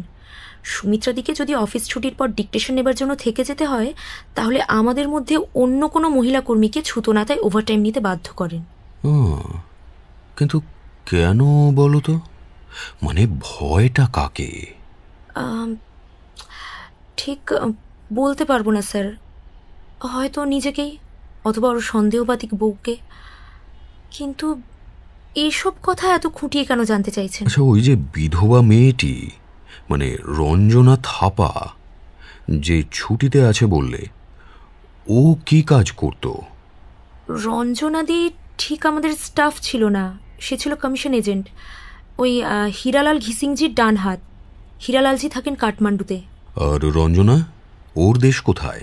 নেপাল, কাঠমান্ডুর কাছাকাছি পোখরা নামে একটা গ্রামে। সেও বড় লোকের মেয়ে। তোমাদের কোম্পানির কাজটা ঠিক কি বলো তো? নামেই তো কাজের পরিচয় আছে। দেশ বিদেশের আর্ট, গুডস, কিউরিও এসব সংগ্রহ করা আর তারপর দেশ বিদেশে বিক্রি করা। এজন্য অফিসের বাইরে অনেক স্টাফ আছেন। বিজয়রাজজির শালা আছেন নিউ ইয়র্কে, যদিও তাকে আমি কোনোদিন চোখেই দেখিনি। লন্ডনে আছেন একজন, সিঙ্গাপুরে আছেন রাঘবন পিল্লাই, নেপালে আছেন হীরালাল ঘিসিং, টোকিওতে মিস্টার নোনাগাকি। এরা কেউই কিন্তু এমপ্লয়ি নন, কমিশন এজেন্ট, কিউরিও ডিলার। তা তোমাদের ক্যাশে সচরাচর দিনান্তে কত ব্যালেন্স থাকে ইন জেনারেল? কোনো স্থিরতা নেই, 2-5 লাখও থাকে। সে কি, অত টাকা ক্যাশে নগদ থাকে? হ্যাঁ, কারণ প্রায় খুব দামি কিউরিও, ছবি, টেরাকোটা মূর্তি, সিল্ক স্ক্রোল বা অন্যান্য আর্ট গুডস নগদে কিনতে হয়। চেকে তো লেনদেন হয় না। কেন? চোরাই মাল, স্মাগলড? তা আমি জানি না, যা দেখেছি তাই বলেছি। এসব দুর্লভ কিউরিও নগদ টাকায় কেনাবেচা হয়, তাই ক্যাশে সবসময় 1.5-2 লাখ কারেন্সি নোটে থাকে। আমাকে মাসে 2 বার ক্যাশ মিলিয়ে টাকা গুনতি করতে হয়, কারণ 2 জন পার্টনারই স্লিপ রেখে নগদে 20-50 হাজার টাকা নিয়ে যান যখন তখন। কখনো কখনো আমাকে না বলেও হয়তো। তুমি শেষ কবে ক্যাশ মিলিয়েছ? 10 দশেক আগে। ক্যাশ ঠিকই ছিল। এই টাকা ভর্তি কালো অ্যাটাচিটা তুমি পেলে কোত্থেকে? ঘটনার দিন, মানে যেদিন সন্ধেবেলা হঠাৎ হরিকে গাড়িতে ধাক্কা মারে, সেদিন বেলা 3টে নাগাদ ও আমার সঙ্গে অফিসে দেখা করে জানায় হঠাৎ একটা জরুরি প্রয়োজনে 5 দিনের জন্য অফিসের কাজে ওকে শিলিগুড়ির বাইরে যেতে হবে প্লেনে করে। সচরাচর ও কাঠমান্ডুতে যায় হীরালালজি অথবা রঞ্জনাদির কাছ থেকে নেপালি কিউরিও সংগ্রহ করতে। তাই আমি জানতে চেয়েছিলাম, নেপাল যাচ্ছিস? না, ফিরে এসে সব বলবো তোকে। আর কিছু বলল না, চলে গেল। অফিস ছুটির পর ডুপ্লিকেট চাবি দিয়ে সদর দরজা খুলতে যাবার সময় খবর পেলাম যে হরি হাসপাতালে। রাত 11টা পর্যন্ত আমি হাসপাতালেই ছিলাম। এমার্জেন্সি ওয়ার্ড থেকে ইন্টেন্সিভ কেয়ার ইউনিটে ট্রান্সফার করার পর বাড়ি ফিরে আসি। তালা খুলে ঘরে ঢুকি। আমাদের শোয়ার ঘর দুটো পাশাপাশি। আমি হরির ঘরটা তালা বন্ধ করতে এসে দেখি মেঝেতে ওর মালপত্র সাজানো আছে, ওই স্যুটকেস, বিগ শপার আর জলের বোতল, আর একটা অচেনা কালো অ্যাটাচি। ওটা আমি আগে কখনো দেখিনি, তাই স্বাভাবিকভাবেই কৌতূহল হয়। আমি জানতাম যে হরি কখনো কখনো অনেক টাকা নগদে নিয়ে ট্যুরে যায়, অফিসের কাজেই যায় দামি কিউরিও কিনতে। তাই ওর সেফটির কথা ভেবে অফিস ওর জন্য একটা রিভলভারের লাইসেন্স করিয়ে দিয়েছে। হরি সচরাচর সেটা মাজায় বেঁধেই ট্রেনে যাতায়াত করে, ফার্স্ট ক্লাসে। কিন্তু ওর যেসব জিনিসপত্র হাসপাতালে জমা আছে তার মধ্যে রিভলভারটা ছিল না। তাই আমি অ্যাটাচিটা খোলার চেষ্টা করি, আর অনেকক্ষণ চেষ্টা করার পর অ্যাটাচির স্প্রিং লকটা খুলে যায়। দেখে আমার হাত পা ঠান্ডা হয়ে গিয়েছিল। সুটকেসে শুধু টাকা আর টাকা, সব 50 টাকার নোট। গুনে দেখি মোটমাট 50,000 টাকা আছে। মনে হলো এত টাকা হরি পেল কোত্থেকে? দুই মালিকের কেউই সেদিন অফিসে আসেননি, না মাধবরাজ না বিজয়রাজ। এমনকি আমি নিজেও ভল্ট খুলিনি। পেটি ক্যাশ বাক্সতে যে 1,500-2,000 টাকা ছিল তা নাড়ানাড়ি করেই সেদিনের কাজ চলে গেছে। তাছাড়া হরি রিভলভারটা কোথায় গেল? তখনই চোখে পড়ল সুটকেসের ওপরের খাপে একটা টাইপ করা চিঠি। তাতে লেখা আছে, ওহে ছুবা রুস্তাম, আমার ধৈর্যের একটা সীমা আছে। এই শেষ সুযোগ দিচ্ছি, বৃহস্পতিবার সন্ধ্যে 6টার মধ্যে প্রতিশ্রুত 50,000 নগদে না পৌঁছে দিলে সংবাদটা আর গোপন থাকবে না। দৈনিক সঞ্জয় উবাচ কাগজের পার্সোনাল কলমে জানিও কখন কোথায় খেসারতটা দিচ্ছ। ফাঁদ পাতার চেষ্টা করলে তুমি নিজেই ফাঁদে পড়বে কিন্তু। ইতি 36/24/36। কই দেখি সেই চিঠিটা। চৈতালি চিঠিখানা ওর হাতে দিল। কাগজটা খুলে বাসু দেখলেন সেটা একটা মোটা বন্ড পেপার, ইলেকট্রিক টাইপরাইটারে ছাপা এবং তারিখবিহীন। এটা আমার কাছে থাক। হরিমোহনের রিভলভারটার সন্ধান আর পাওনি তারপর, তাই তো? না। আচ্ছা, তোমার কি ধারণা এত টাকা নিয়ে হরিমোহন কোথায় যাচ্ছিল? আর একটা ব্যাপার বলো, তোমার অজ্ঞাত সারে দুই পার্টনারের কেউ কি ক্যাশ থেকে টাকাটা বের করে হরিমোহনকে দিয়েছিলেন? মানে কাউকে পেমেন্ট করে আসার জন্য? আমার তা বিশ্বাস হয় না। তাহলে তো ওদের দুজনের মধ্যে কেউ না কেউ আমাকে বলতেন যে খুঁজে দেখো তোমার দাদার ঘরে নগদ 50,000 টাকা আছে। কই, কেউ তো তা বলেননি। অথচ অ্যাক্সিডেন্টের পর দুজনের সঙ্গেই আমার কথা হয়েছে। এমনকি রিভলভারের কথাও কেউ আমার কাছে জানতে চাননি। হরিমোহনের কোনো বদ নেশা আছে? মানে স্মাগলার দলের সঙ্গে কোনো জানাশোনা? আমি তো কোনোদিন তা সন্দেহ করিনি। নেশা বলতে ড্রাগ অ্যাডিক্ট নিশ্চয়ই নয়। সিগারেট খায়, কখনো কখনো মদও খায়, জুয়ার নেশাও আছে। 3-4 তাসুরে বন্ধুর সঙ্গে তেতাস খেলে। বোর্ড মানি 50 টাকা উঠতে দেওয়া হয় না, তাতে ওই মাসে 20-50 টাকা হারে অথবা জেতে। তবে হ্যাঁ, দার্জিলিংয়ে গিয়ে সিজনে 2-1 রেস খেলেছে। কাঠমান্ডুতে একবার রোলে বোর্ডে 700 টাকা হেরে এসেছিল। কিন্তু ও সব কিছুই আমাকে খুলে বলে, কিছু গোপন করে না। কোনো মেয়ের সঙ্গে কি সম্প্রতি ওর ঘনিষ্ঠতা হয়েছিল? প্রেম জাতীয় কিছু? আমার তাই সন্দেহ হয়েছে, কিন্তু স্বীকার করেনি। ইদানিং না কেমন যেন মনমরা হয়ে পড়েছিল। মেয়েটা কে আন্দাজ করতে পারোনি, তাই তো? তোমাদের অফিসের কেউ হতে পারে? অফিসে তো 2জন বিবাহিতা, একজন বৃদ্ধা, একজন বিধবা। সবাই ওর চেয়ে বয়সে বড়। হয়তো অন্য কোনো মেয়ে যাকে আমি চিনি না। অলরাইট, আর কিছু বলবে? মানে কোনো গুরুত্বপূর্ণ খবর দিতে ভুলে গেছো কি? না, সব কিছুই তো বললাম। বলনি। ব্ল্যাকমেলারের নির্দেশ মতো তুমি দৈনিক সঞ্জয় উবাচ পত্রিকার পার্সোনাল কলমে একটা বিজ্ঞাপন দিয়েছিলে। সেও একটা বিজ্ঞপ্তি দিয়েছিল ট্যাক্সিতে অপেক্ষা করবে লিখে। ও হ্যাঁ, সে কথা আপনাকে বলা হয়নি বটে। ব্ল্যাকমেলার লোকটা ট্যাক্সি নিয়ে দাঁড়িয়ে রইল তোমার দোরগোড়ায়, তবু তুমি তার সঙ্গে দেখা করলে না কেন বলো তো? আপনি কেমন করে? আই এম সরি, ওসব প্রশ্ন তো আমার করার অধিকার নেই। কি জানেন স্যার, গগলস পরা টুপি মাথায় লোকটাকে দেখে আমার সন্দেহ হলো এ আসল লোক নয়।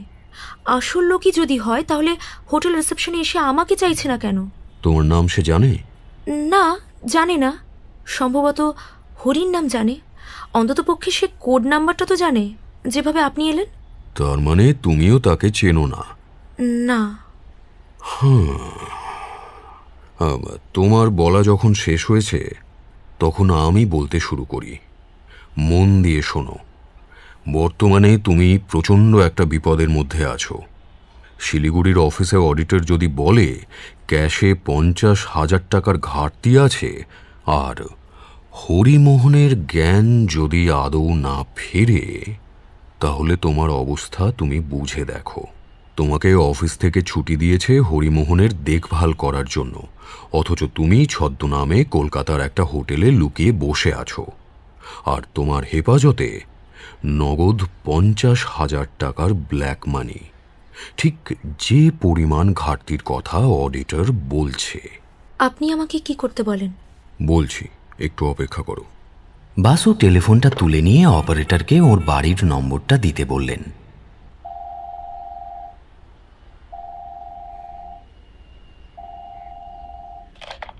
হ্যালো কৌশিক। হ্যাঁ বলুন মামু। সুজাতাকে ফোনটা দাও। হ্যাঁ মামু। তুমি হোটেল পান্নায় একবার চলে এসো তো, শুধু একটা ভ্যানিটি ব্যাগ নিয়ে আসবে। আচ্ছা ঠিক আছে। ও আর একটা জিনিস, তোমার কি কোবাল্ট ব্লু রঙের কোনো ব্লাউজ আছে? এক্স্যাক্ট কোবাল্ট ব্লু নেই, তবে কাছাকাছি রঙের আছে একটা। দ্যাটস অলরাইট, সেটা নিয়ে এসো। 2-1 দিন তোমাকে হোটেলে থাকতে হতে পারে। সোজা এসে 315 নম্বর ঘরে নক করো। ঠিক আছে। শোনো চৈতালি, আমি একটু হোটেলের বাইরে যাচ্ছি, একটা সুটকেস কিনে নিয়ে ফিরে আসবো এখনই। এই 3 তলাতেই একটা ঘর ভাড়া নেব।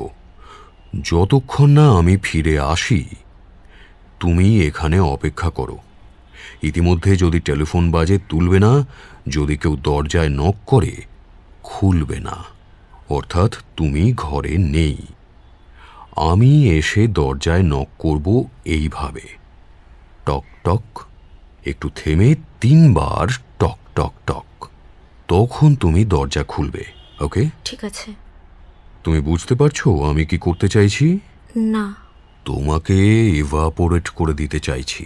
পুফ, জাস্ট কর্পূরের মতো উড়ে যাবে তুমি। Follow my instructions. প্রায় 1 ঘন্টা পরে ফিরে এলেন বাসু সাহেব। ইতিমধ্যে তিনি সামনের বাজার থেকে একটা বড় সুটকেস কিনে হোটেল পান্নায় একটা ঘর ভাড়া নিয়েছেন নিজের নামে। 1 তলা বা 2 তলায় ওর নাকি রাস্তার শব্দে অসুবিধা হয়, আবার 5-6 তলায় তিনি উঠতে চান না, কারণ ওর ভার্টিগো আছে। জানালা দিয়ে বা বারান্দা দিয়ে নিচের রাস্তায় তাকালে মাথা ঘুরিয়ে উঠতে পারে। রিসেপশনিস্ট তাই অনেক বুদ্ধি বিবেচনা করে 3 তলার 21 নম্বর ঘরটা ওকে দিয়েছেন। সুটকেস নিয়ে বাসু সাহেব সেখানে এসে উঠলেন। তোয়ালে, সাবান, চাবি সব নিয়ে ঘর তালাবন্ধ করে নক করলেন চৈতালির ঘরে। চৈতালি কোড নক শুনে দরজাটা খুলে দিল। কেউ ফোন করেছিল বা দেখা করতে এসেছিল এর মধ্যে? না, তবে স্যার আমি এতক্ষণ একটা কথা ভাবছিলাম। আসলে আমি তো আপনাকে মাত্র 100 টাকা রিটেনার দিয়ে এসেছি। দ্যাটস অলরাইট, ঝামেলাটা আগে মিটুক, তারপর সেসবের কথা হবে। কি জানো চৈতালি, তোমার বয়সী আমার একটা মেয়ে ছিল, সে যদি আজ... দাঁড়াও, আমি দেখছি। চৈতালি চলে গেল বাথরুমের দিকে। বাসু এসে দরজাটা খুলে দিলেন। সুজাতা ঘরে এসে ঢুকল। এসো সুজাতা, বসো। তুমিও এসো চৈতালি, আলাপ করিয়ে দিই। এ হচ্ছে শিলিগুড়ির চৈতালি বসু, এ হোটেলের চিত্রলেখা ব্যানার্জি, যার চরিত্রে দিন কয়েক তোমাকে অভিনয় করতে হবে। অর্থাৎ এই মুহূর্ত থেকে তুমি আর সুজাতা মিত্র নও, চৈতালি বসু। অ্যাকচুয়ালি চৈতালি বসুর কাছ থেকে একজন ব্ল্যাকমেলার হয়তো টাকা আদায় করতে চাইবে। তোমার কাজ হচ্ছে যতদূর সম্ভব তার নামধাম পরিচয় সংগ্রহ করা। বলবে টাকাটা এখন তোমার কাছে নেই, কিন্তু দেবার ইচ্ছে না থাকলে ব্ল্যাকমেলারের নির্দেশ মতো কাগজে বিজ্ঞাপন দিয়ে তুমি এই হোটেলে অপেক্ষা করবে কেন, এই জাতীয় কথাবার্তা। চৈতালি বা আমি তো ব্ল্যাকমেলারকে চিনি না, সে কি চৈতালি দেবীকে চেনে? না, সে হয়তো আশা করছে একজন পুরুষ মানুষ ব্ল্যাকমেলের টাকাটা মেটাতে আসবে। তোমায় হয়তো জিজ্ঞাসা করবে তুমি কে। তুমি নিজের পরিচয় দেবে চিত্রলেখা ব্যানার্জি নামে। বলবে তুমি শিলিগুড়ির থেকে আসছো একজনের নির্দেশে। Any question? না। আমি কি করব? তুমি আমার ওই 321 নম্বর ঘরের চাবিটা নিয়ে ও ঘরে চলে যাও, তোমার কালো অ্যাটাচিটা সমেত। আমি সুজাতাকে কিছু ইনস্ট্রাকশন দিয়ে তোমার বড় সুটকেসটা নিয়ে ও ঘরে আসছি 8 ঘন্টার মধ্যেই। তারপর তোমার কাজ হবে ওই অ্যাটাচিটা নিয়ে নিচে রিপন স্ট্রিটের ব্যাংক অফ ইন্ডিয়াতে গিয়ে নিজের নামে একটা ব্যাংক ড্রাফট বানানো, পেয়েবল অ্যাকাউন্ট পেই টু চৈতালি বসু। ব্যাংক ড্রাফটটা হবে শিলিগুড়ির SBI এর ওপর। চলো, আমিও বরং তোমার সঙ্গে ব্যাংকে যাব। যা অবস্থা আজকাল, ব্যাংকের দোরগোড়া থেকেও ওটা ছিনতাই হয়ে যেতে পারে। ব্যাংক ড্রাফট করতে বলছেন কেন? তোমার মাথায় কি কিছু নেই? জৈন কোম্পানি যদি পুলিশে খবর দেয় ওদের ক্যাশিয়ার 50,000 টাকা নিয়ে নিখোঁজ হয়েছে, তখন তো তোমার বিরুদ্ধে একটা পাকা চার্জ চলে আসবে।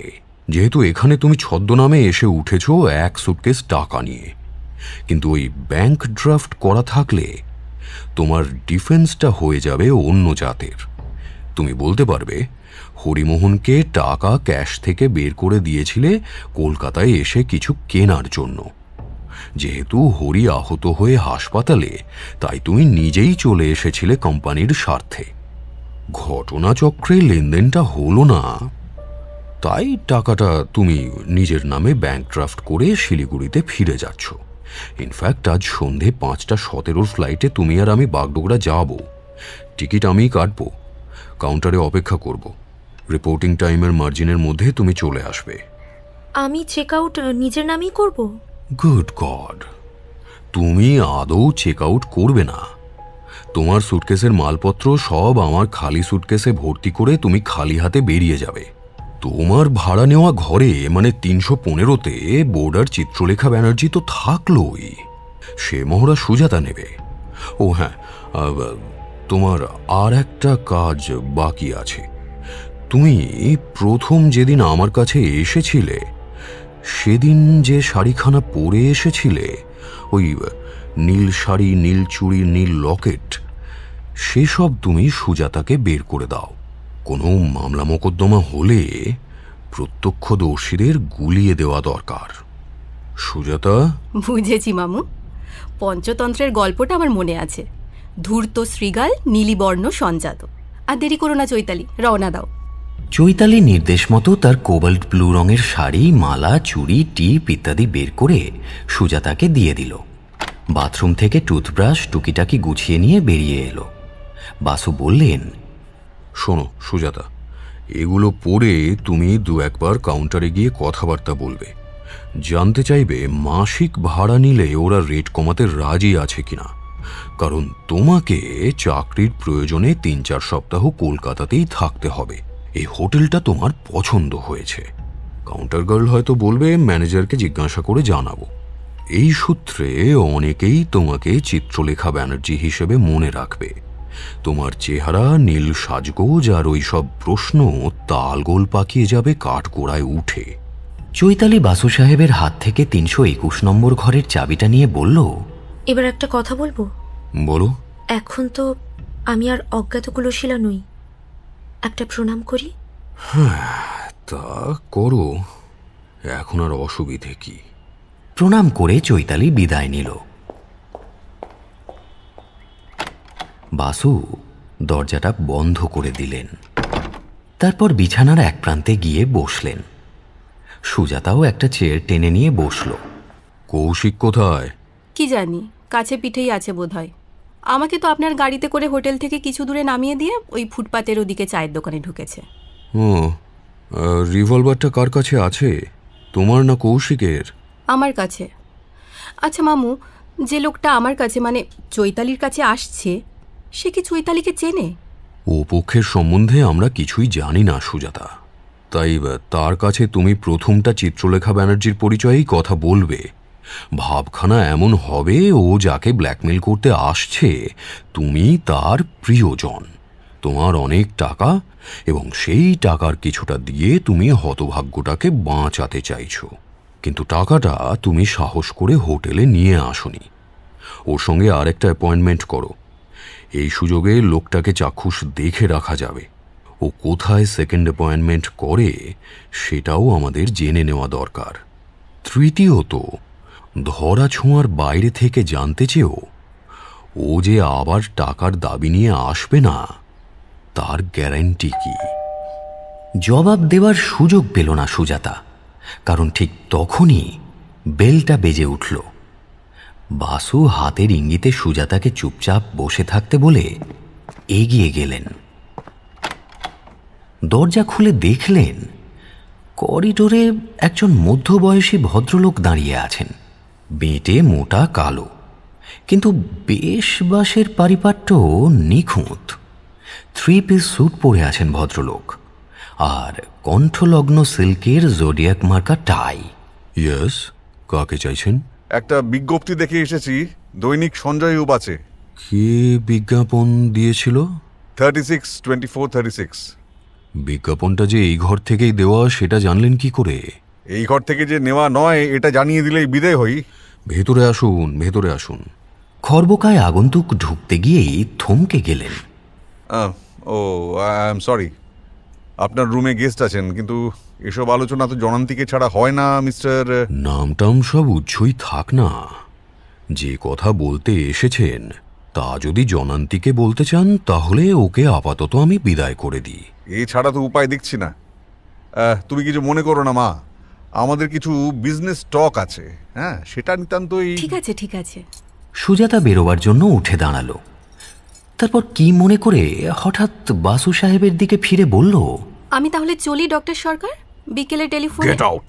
সুজাতা থতমত খেয়ে মাথা নিচু করে ঘর ছেড়ে চলে যায়।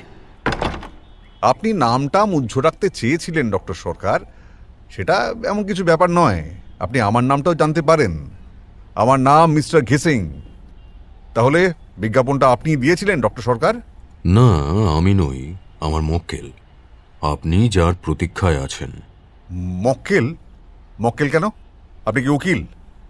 দেখুন মিস্টার ঘিসিং, আমি চাইনি যে আমরা পরস্পরের নাম ঠিকানা জানি। ঘটনাচক্রে কিছুটা জানাজানি হয়ে গেছে, কিন্তু তাতে খুব কিছু ক্ষতিবৃদ্ধি হয়নি। এখন বলুন, আপনি কি জন্য এসেছেন?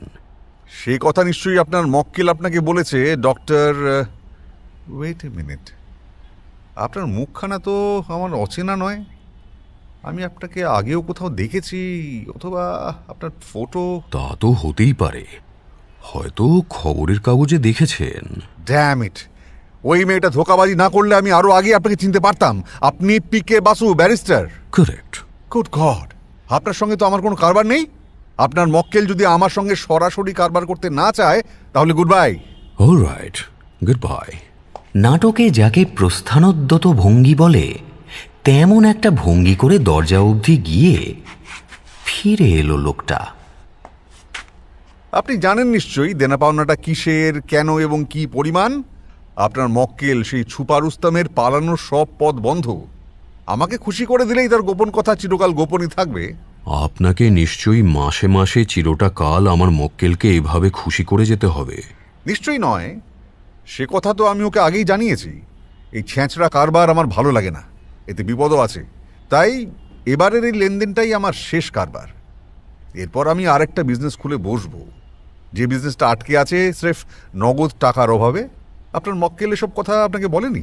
বলেছে, সে রাজিও হয়েছে টাকা মেটাতে।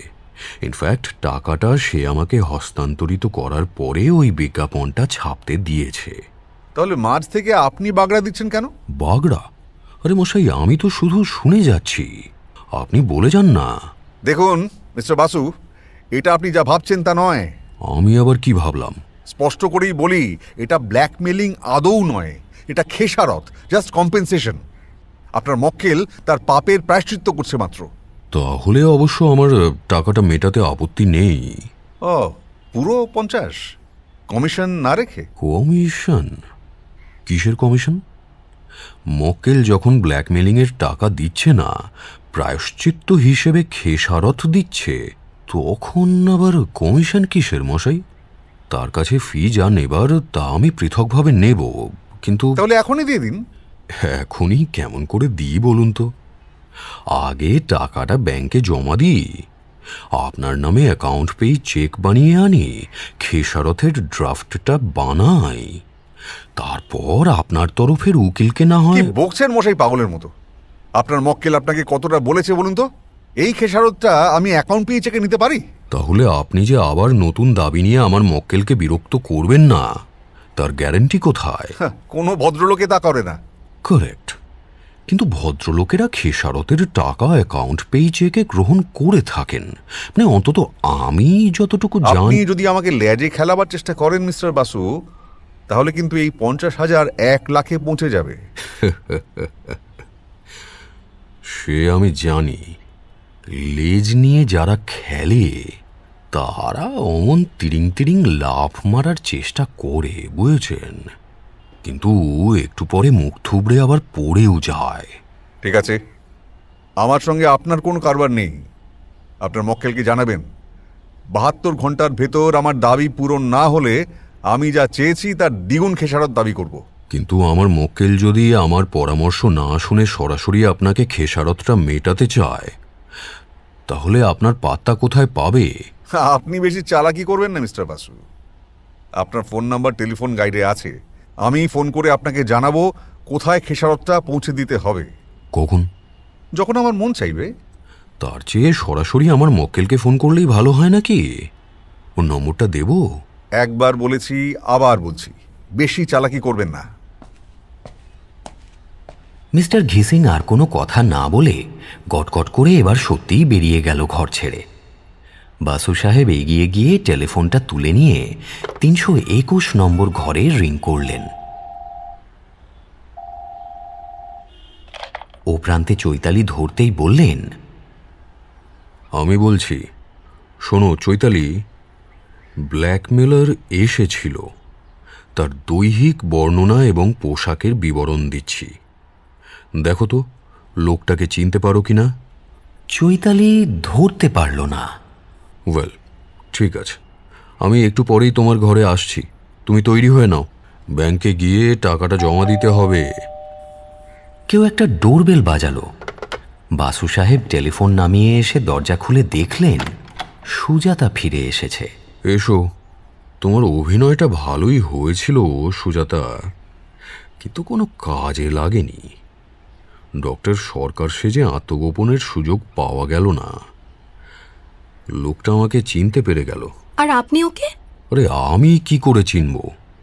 ওর উপাধি নিশ্চয়ই ঘিসিং নয়। না, নয়, কিন্তু ওর আসল নাম ঠিকানা আপনি একটু পরেই জানতে পারবেন। কিভাবে? আমি নিচে নেমে যেতেই আপনার ভাগ্নের সঙ্গে দেখা হয়ে গেল। আমার কাছে সব কথা শুনে সে গাড়িতে গিয়ে বসলো, আমাকে বলল পাশের সিটে বসতে। ওই লোকটা হোটেল থেকে বেরিয়ে এলেই ওকে চিহ্নিত করে আমি যেন গাড়ি থেকে নেমে যাই, আপনাকে এসে খবর দিই যে ও লোকটাকে ফলো করতে গেছে। বাহ, গুড ওয়ার্ক, গুড ওয়ার্ক। তারপর আর কি, লোকটার সঙ্গে আপনার কি কথাবার্তা হয়েছে জানি না, কিন্তু মনে হলো ক্ষেপে আগুন হয়ে আছে। ডাইনে বাইয়ে না তাকিয়ে বুনো মোষের মতো ঘোত ঘোত করতে করতে একটা মারুতি সুজুকি গাড়িতে গিয়ে বসলো। নম্বরটা টুকে এনেছি। Very good. আমি বরং ও ঘরে গিয়ে দেখি চৈতালি কি করছে। এতক্ষণে ওর সুটকেস গোছানো হয়ে গিয়েছে নিশ্চয়ই। ব্যাংক হাউসের মধ্যে টাকাটা জমা না দেওয়া পর্যন্ত আমার প্রাণটা ঠান্ডা হচ্ছে না। ওকে নিয়ে ব্যাংকে যাচ্ছি আমি। তুমি ইতিমধ্যে এইআইতে একটা ফোন করো তো কল্যাণকে, কল্যাণ ভদ্র। আমার নাম করে জিজ্ঞাসা করো ওই নম্বরের গাড়ির মালিক কি এইআই এর মেম্বার, বলো আমি জানতে চেয়েছি। তাহলেই ফটো, নামধাম সব পাওয়া যাবে।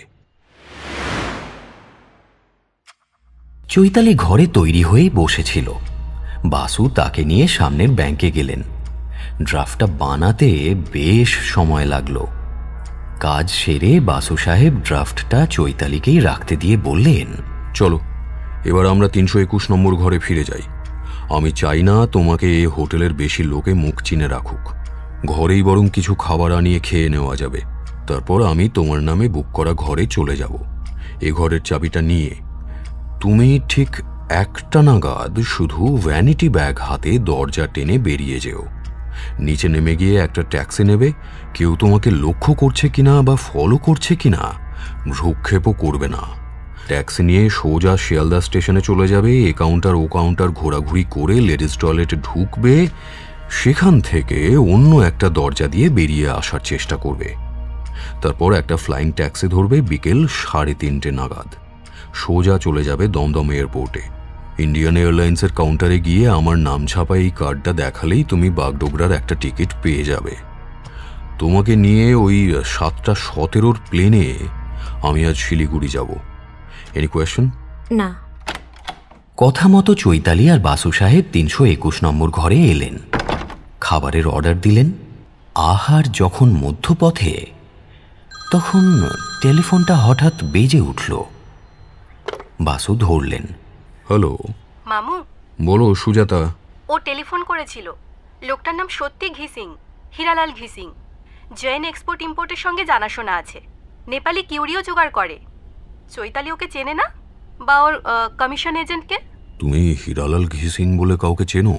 বাসু টেলিফোনে হাত চাপা দিয়ে প্রশ্নটা করলেন চৈতালিকে। চৈতালি বলল, হ্যাঁ চিনি বই কি, কাঠমান্ডুতে থাকেন, রঞ্জনাদি ও রাখি বাহিন। উনি কলকাতায় এসেছেন কবে, কেন? বাসু সে কথার জবাব না দিয়ে সুজাতাকে জিজ্ঞাসা করলেন, কৌশিক কি ওর ঠিকানা জেনে এসেছে? হ্যাঁ, লিটল রাসেল স্ট্রিটে একটা অ্যাপার্টমেন্ট হাউসের 7 তলায় থাকেন। অ্যাপার্টমেন্ট 7/3, নতুন অ্যাপার্টমেন্ট হাউস। বাড়ির নম্বর 132/A। বাড়িটার নাম স্কাইলার্ক। আচ্ছা ঠিক আছে, আমি এখনই আসছি ও ঘরে। টেলিফোন নামিয়ে রাখতেই চৈতালি জানতে চায়, আচ্ছা মিস্টার ঘিসিং কি এখন কলকাতার বাসিন্দা? আর রঞ্জনাদি? রঞ্জনাদির কথা আমি জানতে চাইনি, তবে ঘিসিং থাকেন লিটল রাসেল স্ট্রিটের স্কাইলার্কে, 132/A। সে যাই হোক, তুমি স্রেফ ভ্যানিটি ব্যাগ হাতে এয়ারপোর্টে চলে যাবে, কেমন? দেখো কেউ যেন তোমাকে এয়ারপোর্টে ফলো না করে। তোমার সুটকেসটা নিয়ে আমি এই ঘর থেকে চেক আউট করে যাব, আর সুজাতা কাল চেক আউট করবে চিত্রলেখা ব্যানার্জির পরিচয়ে। চৈতালি ঘাড় নেড়ে সায় দিল। বাসু ফিরে এলেন 315 নম্বরে। দেখলেন সুজাতাও সাহস করে ডাইনিং হলে যায়নি, তার খাবারের উচ্ছিষ্ট প্লেট পড়ে আছে দরজার কাছে। ভেতরে এসে দরজাটা বন্ধ করে দেবার পর সুজাতা জিজ্ঞাসা করল, ব্যাংকের কাজ মিটল? হ্যাঁ, কালো টাকা আবার সাদা হয়ে গেছে, ঘাম দিয়ে যেন জ্বর ছাড়ল। আপনার কি মনে হয় মামু, মেয়েটা সত্যি বিপদে পড়েছে? ঠিক বুঝতে পারছি না। হীরালাল ঘিসিং তাহলে আমাদের কাছে মিথ্যে পরিচয় দেয়নি। সে ওদের নেপালের ইম্পোর্ট এক্সপোর্টের কাজ দেখে। আর চৈতালি বলল রঞ্জনা নাকি ওর রাখি বহিন। সে হরিমোহনকে ব্ল্যাকমেলিং করছে কেন? কি ব্যাপারে? আর হরিমোহনই বা অতগুলো টাকা পেল কোথায়? তাছাড়া রিভলভারটাই বা তার হেফাজতে ছিল না কেন? অনেকগুলো প্রশ্নের উত্তর এখনো পায়নি, তাই ঠিক বোঝা যাচ্ছে না চৈতালি কতটা বিপদে পড়েছে। সুজাতা কি একটা জবাব দিতে যাচ্ছিল, তার আগেই কে যেন দরজায় টোকা দিল। ঘিসিং ফিরে এলো নাকি? না, সে এলে বেল বাজাতো। এই করাঘাতে উদ্ধত্ত প্রকাশ পাচ্ছে। হয় হোটেলের হাউস ডিটেকটিভ, নয় পুলিশ। ঘরটা তোমার, কাজেই তুমি দরজাটা খুলবে, কিন্তু কথাবার্তা বলার সুযোগ আমাকে দিও। সুজাতা গিয়ে দরজাটা খুলে দিতেই ঘরে ঢুকলো দুজন সাদা পোশাকের পুলিশ। দুজনেরই মুখ চেনা, কিন্তু নাম দুটো মনে পড়ল না বাসু সাহেবের। ওদের মধ্যে বয়স্ক পুলিশ অফিসারটি বলে ওঠেন, এ কি বাসু সাহেব, আপনি এখানে? সে প্রশ্ন তো আমরাও করতে পারি। আপনারা এখানে? ক্যালকাটা পুলিশ, লালবাজার থেকে এসছি। কি ব্যাপারে? 1 মিনিট, কাগজটা পড়ে দেখো তো গণেশ, কি লিখেছে? বয়স 20, রং ফর্সা, উচ্চতা 5 ফুট 2, 150 পাউন্ড। শেষ দেখা গেছে নীল শাড়ি, নীল ব্লাউজ, নীল চুড়ি, নীল লকেট, তাই তো? ইউক্লিডের ভাষায় একদম সমানুপাত স্যার। ইউক্লিড? সে আবার কে? সেই অ্যাংলো ইন্ডিয়ান স্মাগলার ছোকরাটা? না মানে স্যার, বলছি কি হুবহু মিলে গেছে। মা লক্ষ্মীর নামটা নিশ্চয়ই চৈতালি বসু, শিলিগুড়ির বাসিন্দা। Just a minute. প্রথমে বলুন, আপনারা দুজন পুলিশ এ ঘরে হানা কেন দিলেন? সেটা আপনাকে বলতে যাব কেন? আমাকে বলবেন না, বলবেন ওই মেয়েটিকে, মানে যাকে প্রশ্নটা করছেন। আপনারা কি আন্দাজ করছেন ও কোনো অপরাধ করেছে? করে থাকতে পারে, আবার নাও করতে পারে, ঠিক জানি না। আমরা এসপি শিলিগুড়ির অনুরোধ মতো কিছু তথ্য সংগ্রহ করছি মাত্র। ঠিক কথা, কিন্তু শিলিগুড়ির পুলিশ কি সন্দেহ করছেন? মেয়েটি কোনো অপরাধ করেছে কি? তা আমরা কিভাবে জানবো? তদন্ত করে জানাবো ওদের। ওরা যেটুকু জানতে চেয়েছে তাই আমরা তদন্ত করে জানাচ্ছি। আপনাদের কর্তব্য হবে মেয়েটিকে তার সাংবিধানিক অধিকার সম্বন্ধে সচেতন করে প্রশ্নটা পেশ করা। উনি যেন তা জানেন না, নেকা। ওই প্রশ্নটা আপনাকে পেশ করতে হবে সুপ্রিম কোর্টে। কোন প্রশ্নটা? ওই যে সুপ্রিম কোর্টের ডিভিশন বেঞ্চের বিচারকদ্বয় ন্যাকা কিনা, বিধানটা তাঁরাই পাকা করেছেন কিনা। অলরাইট, শুনুন মিস বোস, আমরা বর্তমানে আপনাকে কোনো বিশেষ অপরাধে অপরাধী বলে চিহ্নিত করছি না, আপনাকে গ্রেপ্তারও করতে আসেনি। আপনি ইচ্ছে করলে আমাদের প্রশ্নের কোনো জবাব নাও দিতে পারেন। বলতে পারেন যে আপনার উকিলের উপস্থিতি ভিন্ন, আপনি আমাদের কোনো প্রশ্নের জবাব দেবেন না। আপনি যদি নিজেও অ্যাটর্নি এখানে উপস্থিত, আমি নিজেই। অলরাইট, এবার বলুন মিস চৈতালি বসু, আপনি এই হোটেলে এমন ছদ্মনামে কেন উঠেছেন? ব্যক্তিগত প্রয়োজনে। মিস বোস, আপনি কি জানেন যে কোম্পানিতে আপনি ক্যাশিয়ারে চাকরি করেন তার তহবিল থেকে একটা বিরাট টাকার অঙ্ক তছরূপ হয়ে গেছে? No comments. আপনি ক্রমাগত ফোরন কাটছেন কেন মশাই? আপনি জানেন কি বিরাট অঙ্কের গরমিল হয়েছে ওই তহবিলে? পাক্কা 2 লাখ, বুঝলেন? 2 লাখ। কি বলেন? আপনি কি কানে খাটো নাকি মশাই? আমি বলেছি 2 লক্ষ টাকা, ক্যাশিয়ার নিরুদ্দেশ হবার সঙ্গে সঙ্গে। আপনারা অথবা শিলিগুড়ির পুলিশ কি মনে করেন যে আমার মক্কেল এই তহবিল তছরূপের জন্য দায়ী? আমি এখনো সে কথা বলিনি, আমি শুধু কিছু তথ্য সংগ্রহ করতে চাইছি। কিন্তু আপনারা একবারও বলেননি যে এই তহবিল তছরূপের অপরাধে আপনারা আমার মক্কেলকে দায়ী করবেন না। আগে না, তাও বলিনি। আবার এই কথাও বলিনি যে তিনিই দায়ী। নর্দার্ন সার্কেলের ডিসির অনুরোধে আমরা কিছু তথ্য সংগ্রহ করছি মাত্র। সেক্ষেত্রে ওর আইন পরামর্শদাতা হিসেবে আমি ওকে পরামর্শ দেব কোনো প্রশ্নের জবাব না দিতে। 2 পুলিশ অফিসার উঠে দাঁড়ালেন, সুজাতার দিকে ফিরে বললেন, কাজটা ভালো করলেন না চৈতালি দিদি? ওরা ঘর ছেড়ে চলে গেলেন। বাসু বললেন, সুজাতা, পারতপক্ষে এ ঘরের বাইরে যেও না, কারণ তোমার অনুপস্থিতির সুযোগে ওরা এ ঘরে কনসিলড মাইক্রোফোন বসিয়ে দিতে পারে। তুমি টেলিফোনটাও ব্যবহার করো না। ওরা যতক্ষণ বিশ্বাস করবে চৈতালি বসু এ ঘরে বন্দি আছে, ততক্ষণই আমরা দুজন নড়াচড়ার সুযোগ পাব। কৌশিক যদি ফোন করে তো তাকে বলবে পরে কথা হবে, কারণ ওরা তোমার ফোন ট্যাপ করে ইনকামিং কল মনিটর করবে, হয়তো রেকর্ডও করবে। চুপচাপ বসে থাকবো? এ ঘরে তো টিভি পর্যন্ত নেই। হোটেল স্টেশনারি তো আছে, বসে বসে পদ্য লেখো না।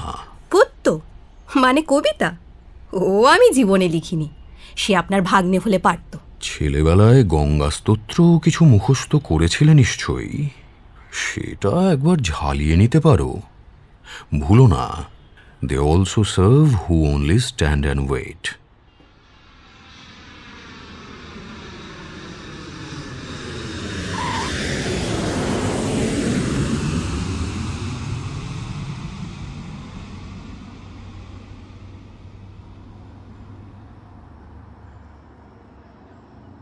কাল রাত্রে বাসু সাহেব শিলিগুড়ির সেবক রোডের নূরজাহান হোটেলে এসে উঠেছেন রাত 9টা নাগাদ। আছেন 7 তলার একটা এসি ডিলাক্স সুইটে। হোটেলটা আনকোরা নতুন, এখনো ওপরতলায় কাজ হচ্ছে। শিলিগুড়ি ব্যবসা ক্ষেত্র হিসেবে দিন দিন ফুলে ফেঁপে উঠছে, আর সমান তালে লাভজনক হচ্ছে হোটেল ব্যবসায়। হোটেলে বারও আছে। অবশ্য বাসু সাহেব সুটকেসে ওর প্রিয় হুইস্কি নিয়েই এসেছেন। শিভাশ্রীগাল আবার সর্বত্র পাওয়াও যায় না। বেলবয়কে দিয়ে কিছু চিকেন কাবাব আর বরফ আনিয়ে নিয়েছেন। ফোনটা তুলে নিয়ে কলকাতায় বাড়িতে এসটিডি করলেন।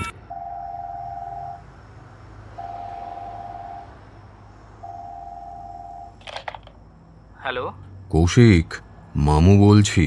শিলিগুড়ির হোটেল থেকে বলছেন তো? সুজাতা কি এখনো হোটেলেই? আগে হ্যাঁ, 315 নম্বর ঘরটা সে কুম্ভের মতো রক্ষা করছে। কোন কুম্ভ? অ্যাকুইরাস? আগে না, কুম্ভ রাশি নয়, একা কুম্ভ রক্ষা করে নকল মুদিগড়। আমি গিয়েছিলাম, বেল বাজালাম, নো সাড়া শব্দ। টেলিফোন করলাম, নো সাড়া শব্দ। রুদ্ধদ্বার কক্ষে সে দিব্যি আছে। বাহ, আর তোমার গৃহিণী এ নাটকে যে চরিত্রটায় অভিনয় করছে তার খবর কিছু জানো টানো? মানে তার খবর তো আপনিই আমাদের জানাবেন। আরে সে আর জানতে পারছি কই, ওই ফ্লাইটে তো আসেনি, টিকিটও কালেক্ট করেনি। প্রথম দিনই ও বলেছিল নিরুদ্দেশ হতে চায়। এতদিনে সে সফল কাম হয়েছে মনে হচ্ছে। সে কোথায় আমি জানি না। কাল সকালে ওখানকার একটা অফিসে আপনার অ্যাপয়েন্টমেন্ট ছিল, সেটা রাখছেন তো? হ্যাঁ, এলামই যখন, তখন অফিসটা এক নজর দেখেই যাই। হাসপাতালেও যাব একবার, তারপর বিকেল 5:25 ফ্লাইট ধরে ফিরে আসব। তুমি গাড়িটা নিয়ে দমদম এয়ারপোর্টে এসো, বুঝেছো? ঠিক আছে, লাইনটা একটু ধরুন, মামিমা কথা বলবেন। তিনি আবার কি বলবেন? তুমি বোতলটা বার করে ফেলে রেখে গেলে কেন? তুমি চলে যাবার পর দেখি শিবাশ্রীগালের বোতলটা সুটকেস থেকে বার করে। না, ভাবলাম বিদেশ বিভুঁইয়ে এক রাত না হয় নাইবা খেলাম, এক আধ দিন বাদ দিলে তো আর অভ্যেস। থামো তো, ন্যাকামি করো না। সাপের হাঁচি বেঁধেছে দে। আমি মেপে 2 পেগ বোতলে ভরে রেখেছিলাম বলি যে ওটা নামিয়ে রেখে গেছো, এইটুকু বোঝার মতো বুদ্ধি আমার আছে। শোনো, কলকাতা থেকে ওরবার আগেই কোনো খানদানি লিকার শপ থেকে নতুন যে বোতলটা কিনেছো তা থেকে 3 পেগের বেশি খেও না যেন, কেমন? বাড়ি শুদ্ধ সবাই যদি গোয়েন্দা হয়ে ওঠে তাহলে আমি আর যাই কোথায়? রাখলাম।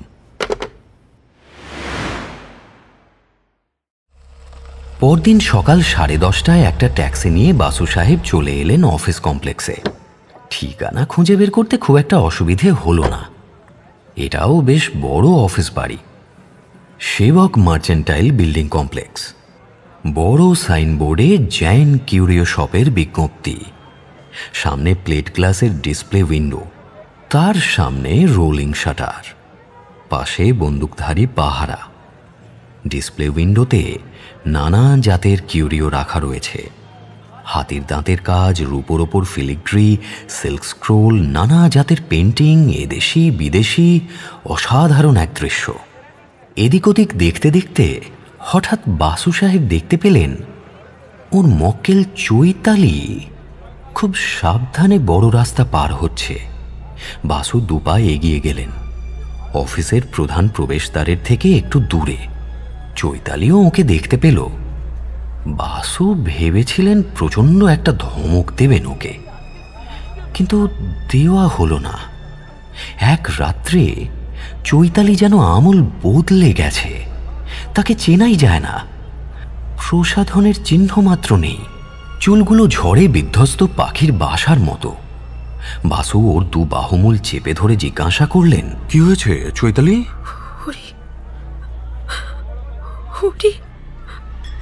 কাল রাত 1টার সময়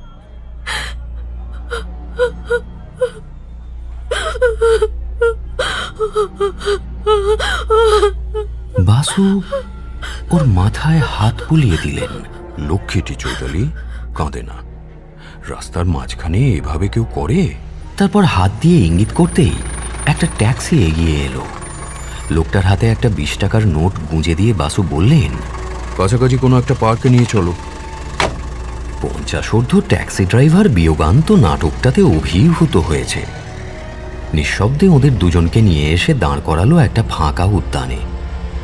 বাসু ট্যাক্সিটাকে অপেক্ষা করতে বলে ওকে নিয়ে নামলেন। তারপর একটা বেঞ্চে গিয়ে বসলেন। জিজ্ঞেস করলেন, শেষ সময়ে তুমি কি উপস্থিত ছিলে? ওর জ্ঞান ফিরেছিল শেষ পর্যন্ত? না। ও, এখনো কি হাসপাতালে?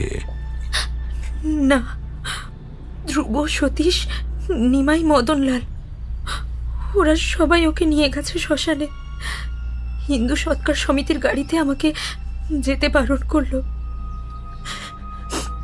আসলে ধ্রুবই ওর সবচেয়ে প্রাণের বন্ধু ছিল।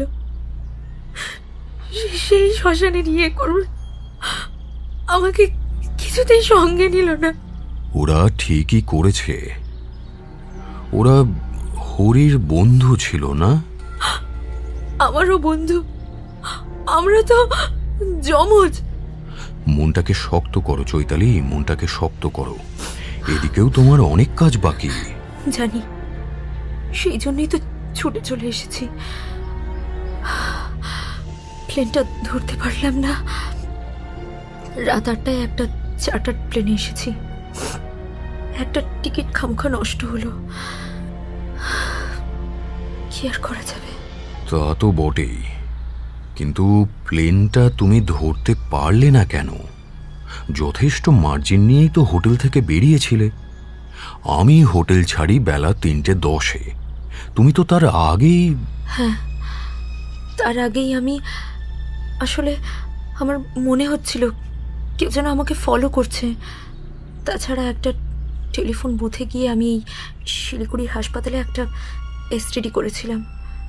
ওরা জানালো হরির অবস্থা। তারপর আমার আর কোনো জ্ঞান ছিল না। লুক হিয়ার চৈতালি, যা হবার হয়ে গেছে। হরি যে কতখানি তোমার ছিল তা আমি বুঝেছি, কিন্তু তোমার বিপদ এখনো কাটেনি। শিলিগুড়ির পুলিশ তোমাকে খুঁজছে। এখন আর আমার কোনো ভয় নেই।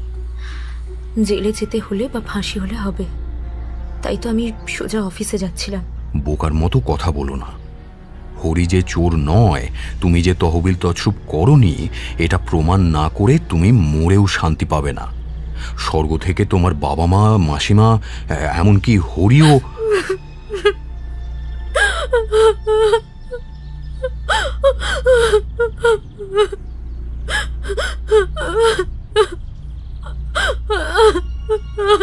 বাড়ি যাও চৈতালি, দরজা জানালা বন্ধ করে লম্বা একটা ঘুম দাও। প্রয়োজনে স্লিপিং ট্যাবলেট খেয়ে নিও। ঘন্টা 4-5 ঘুমোতে পারলে তোমার শরীর ঠিক হয়ে যাবে। এদিকটা আমি সামলাচ্ছি, তুমি নিশ্চিন্তে থাকো। আগে তোমাকে বরং বাড়ি পৌঁছে দিয়ে আসি, চলো। চৈতালি রাজি হলো। ট্যাক্সি করে বাসু সাহেব ওকে পৌঁছে দিলেন ওর বাড়িতে। এসবিআই এর ব্যাংক ড্রাফটটা ওর কাছ থেকে নিয়ে নিলেন। তারপর ওই ট্যাক্সিতেই ফের ফিরে এলেন অফিসে। প্লেট গ্লাসের ডাবল দরজা, ভেতরটা বাতানুকূল করা, পাশেই বিজ্ঞপ্তি রিসেপশন। একটা মেয়ে বসেছিল সেখানে। সুমিত্রা গর্গ না ঝর্ণা তামাং, সেটা বাসু সাহেব বুঝতে পারলেন না। মেয়েটা যান্ত্রিক হাসি হেসে বলল, may I help you sir? Yes. Jain সাহেব কি দপ্তরে এসেছেন? মানে সিনিয়র মিস্টার জৈন? আগে না, তিনি তো বিজনেস ট্যুরে বাইরে গেছেন। ও, তাহলে আমি মিস্টার মাধবরাজ জৈনের সঙ্গে একটু কথা বলতে চাই। কি নাম জানাবো তাকে? PK Basu. Excuse me sir, আপনি কি কান্টা সিরিজের, আপনি কি ব্যারিস্টার PK বাসু? হ্যাঁ, পেশায় আমি ব্যারিস্টারই বটে, তবে ক্যালকাটা হাইকোর্টের। মেয়েটা কি একটা কথা বলতে যাচ্ছিল, তার আগেই ভেতরের ঘর থেকে একজন এগিয়ে এসে বলল, বড়বাবু অ্যাটেন্ডেন্সের রেজিস্টারখানা চাইছেন। মেয়েটা সেটা হস্তান্তরিত করার সঙ্গে সঙ্গে বাসু বলে ওঠেন, তোমার নামটা কি মা? সুমিত্রা না ঝর্ণা? আপনি কেমন করে? মাধবরাজ্যিকে খবরটা দাও। ও ইয়েস স্যার, ইনডিড। মেয়েটা ইন্টারকমের দিকে সরে গিয়ে কাকে কি যেন বলল। যন্ত্রটা এমনভাবে বসানো যে কাউন্টারের বাইরে দাঁড়িয়ে বাসু কিছুই শুনতে পেলেন না। এমনকি ওর ওষ্ঠাধরের কম্পনও দেখতে পেলেন না। একটু পরে হল কামরার বিপরীতে একটা দরজা খুলে গেল। ইতিমধ্যে আরও 2-4 জন করণিক শ্রেণীর লোক হলে এসেছে, চেয়ারে গিয়ে বসতে শুরু করেছে। ভেতরের দিকে খোলা দরজার উপরান্তে এসে যিনি দাঁড়ালেন তিনি নিশ্চয়ই মাধবরাজ জৈন। দশাশই জোয়ান চেহারা, 40-এর কাছাকাছি বয়স, 5-10 উচ্চতা, কপালটা চওড়া, সামনের দিকের চুল উঠে যাওয়ায় সেটা আরও প্রকট। চেহারা মোটের ওপর বেশ ব্যক্তিত্বময়। ভদ্রলোক ওখান থেকেই বললেন, মিস্টার বাসু। রাইট। আমি মাধবরাজ জৈন। আমার সঙ্গে কি উদ্দেশ্যে দেখা করতে এসেছেন যদি বলেন? I mean purpose of your visit. Chaitali Basu. তার সম্বন্ধে কি কথা বলতে এসেছেন? চৈতালি বসু কি আপনাদের ক্যাশিয়ার? হ্যাঁ, কিন্তু সে এই অফিসে নেই, ছুটিতে আছে। ওর ভাইয়ের একটা অ্যাক্সিডেন্ট হয়েছে, শিলিগুড়ি সদর হাসপাতালে আছে। চৈতালি সম্ভবত তার ভাইয়ের কাছেই আছে, সেখানে গেলে তার দেখা পেতে পারেন, but I am not sure. আমি তো বলিনি যে আমি চৈতালিকে খুঁজছি, বলেছি চৈতালির বিষয়ে আপনার সঙ্গে জনান্তিকে কিছু কথা বলতে চাই। ওহ, ইজ দ্যাট সো? বেশ, বলুন। অলরাইট, আপনি যদি আলোচনাটা এভাবেই করতে চান তাতে আমার তরফে আপত্তি নেই। আদালতে চেঁচিয়ে বক্তৃতা করার অভ্যাস আমার আছে। শুনুন মিস্টার জৈন, চৈতালি বসু আপনাদের ক্যাশিয়ার, আমার মক্কেল। আমি কলকাতা থেকে ব্যক্তিগতভাবে জানতে এসেছি আপনারা কেন শিলিগুড়ি পুলিশকে বলেছেন যে আমার মক্কেল 2 লক্ষ টাকার তহবিল তছরূপ করে নিখোঁজ হয়েছে। Please stop there mister Basu, অমন কথা আমরা বলিনি। তাহলে কেমন কথা বলেছেন, যার ফলে লালবাজার থেকে 2 জন পুলিশ হোটেলে এসে প্রকাশ্যে হামলা করে? আমার মক্কেলকে মানহানিকর প্রশ্ন করার সাহস পায় কোত্থেকে ওরা? মিস্টার বাসু, প্লিজ, এমন একটা বিষয়ে আলোচনা করার না এটা সময় না পরিবেশ। কেন? সময়টা তো অফিস টাইম, আর পরিবেশটা তো আপনিই বেছে নিয়েছেন মিস্টার জৈন, আমার জনান্তিক আলোচনার প্রস্তাবটা অগ্রাহ্য করে। স্থান নির্বাচন তো আমি করিনি mister Jain. I am sorry mister Basu, অনুগ্রহ করে আমার ঘরে এসে বসবেন কি? বাসু মাধবরাজের নির্দেশ মতো তার ঘরে ঢুকে ভিজিটার্স চেয়ার দখল করে একটা পাইপ ধরালেন। মাধবরাজ তার চেয়ারে বসে বললেন, কিছু মনে করবেন না স্যার, আসলে আমার মাথা ঠিক ছিল না। একটু আগে অডিটর আমাকে জানিয়েছেন যে তহবিলে যে ঘাটতি আছে তার পরিমাণ 2 লক্ষ টাকা। আগে না, একটু আগে নয়, আপনার মাথা এখনো ঠিক হয়নি। গতকাল দুপুরে ক্যালকাটা পুলিশ জানতো যে ঘাটতির পরিমাণ 2 লক্ষ টাকা। হ্যাঁ, তাই বটে, কাল সকালে। ফলে বুঝতেই পারছেন আমরা কি পরিমাণ টেন্সড। ক্যাশের চাবি থাকে 3 জনের কাছে, চাচাজি, আমি আর মিস বসু। তা চাচাজি আজ কদিন শিলিগুড়ির বাইরে, নেপালে। এদিকে মিস বসুকে ছুটি দেওয়া হয়েছে যেহেতু তার ভাই হাসপাতালে মরণাপন্ন। অথচ খোঁজ নিয়ে জানা গেল মিস বসু শিলিগুড়িতে নেই। এক্ষেত্রে আমরা যদি ব্যস্ত হয়ে কিছু... চাবি তো আপনার কাকার কাছেও থাকে মিস্টার জৈন, কই তাঁর পেছনে তো আপনারা পুলিশ লেলিয়ে দেননি। মিস্টার বাসু, আমার কাকা এমপ্লয়ি নন, তিনি এই ফার্মের পার্টনার, মালিক। রাইট, কিন্তু তিনি ইচ্ছে করলে কাউকে না বলে ভল্ট থেকে 2 লাখ টাকা বের করে নিয়ে যেতে পারতেন, যেমন আপনিও পারেন, তাই না? নিশ্চয়ই, ঠিক কথা। কিন্তু ক্যাশ থেকে কোনো কারণে তিনি 2 লাখ টাকা বার করে নিলে নিশ্চয়ই আমাকে বলে যেতেন। আর আপনি 2 লাখ টাকা বার করে নিলে কাকে বলতেন, কাকাকে না ক্যাশিয়ারকে? সম্ভবত দুজনকেই। সম্ভবত, অর্থাৎ রিয়েল এমার্জেন্সি থাকলে। আপনি অহেতুক তিলকে তাল করে তুলছেন mister Basu. I am extremely sorry sir, আপনি বেগতিক দেখে এখন তালকে টিপে টুপে তিল করার চেষ্টা করছেন। আপনি কেমন করে জানলেন যে আপনার ক্যাশিয়ার ছুটিতে থাকাকালে কলকাতার কোন হোটেলে উঠেছে, কি নামে উঠেছে? এক্সকিউজ মি স্যার, সেটা কোম্পানির গোপন ব্যাপার, এই নিয়ে আপনার সঙ্গে আমি আলোচনা করতে পারি না। অলরাইট, আলোচনা করবেন না। আমি শুধু ব্যক্তিগতভাবে আপনাদের জানাতে এসেছিলাম যে মিস চৈতালি বসু আমার মক্কেল। আমরা মনে করি আপনারা লালবাজারে অভিযোগ করে বলতে চেয়েছেন আমার মক্কেল 2 লাখ টাকা তহবিল তছরূপ করেছে। এটা মর্যাদাহানিকর অভিযোগ, মানহানিকর। আমরা এর যথারীতি লিগ্যাল অ্যাকশন নেব। এই আমার কার্ড। আপনি বা আপনার কোম্পানি যদি আমার মক্কেলের সঙ্গে ওই ক্যাশ তহবিল সম্বন্ধে কোনো আলোচনা করতে চান তাহলে অনুগ্রহ করে তা আমার মাধ্যমে করতে হবে। আপনি কি বলতে চান যে মিস বোস এই চাকরি ছেড়ে দিচ্ছেন? সে কথা কি আমি একবারও বলেছি মিস্টার জৈন? আমি বলেছি আপনাদের ক্যাশের ঘাটতির বিষয়ে কোনো প্রশ্ন বা আলোচনা যদি আপনারা আমার মক্কেলের সঙ্গে করতে চান তাহলে তা আমার মাধ্যমে করতে হবে। প্লিজ মিস্টার বাসু, আপনি ব্যাপারটা ওইভাবে নেবেন না। পুলিশ যদি হোটেলে কোনো মানহানিকর কথা বলে থাকে সে দায়িত্ব তাদের। আমরা শুধু খোঁজ নিতে বলেছিলাম। মিস বসুর সঙ্গে যোগাযোগ করে জানতে বলেছিলাম ওই 2 লক্ষ টাকা ঘাটতির বিষয়ে তিনি কিছু জানেন কিনা। আচ্ছা, ক্যাশে আপনাদের 2 লাখ টাকা নগদে থাকে কেন? শিলিগুড়িতে ভালো ব্যাংক ট্যাঙ্ক নেই? আসলে আমাদের ব্যবসায় বেশিরভাগ ক্ষেত্রেই নগদ টাকায় কেনা বেচা হয়, চেক বা ব্যাংক ড্রাফট চলে না। রাইট, যাতে কেনা বেচার কোনো প্রমাণ না থাকে। যে বেচছে সে বোধ করি স্ট্যাম্পড রসিদও দেয় না, তাই না? না না, আপনি যা ভাবছেন তা নয়। আমরা আসলে নগদে কেনা বেচাটা পছন্দ করি। তারপর লেনদেনটা সম্পূর্ণ হলে পরে সময় সুযোগ মতো খাতাপত্রে, বুঝছেন না? আগে না, আদৌ বুঝছি না। ইনকাম ট্যাক্স বা ওয়েলথ ট্যাক্স ফাঁকি দেওয়া ছাড়া এর আর কি উদ্দেশ্য থাকতে পারে সেটা আমার মাথায় ঢুকছে না। আরে না না, এটা অন্য ব্যাপার।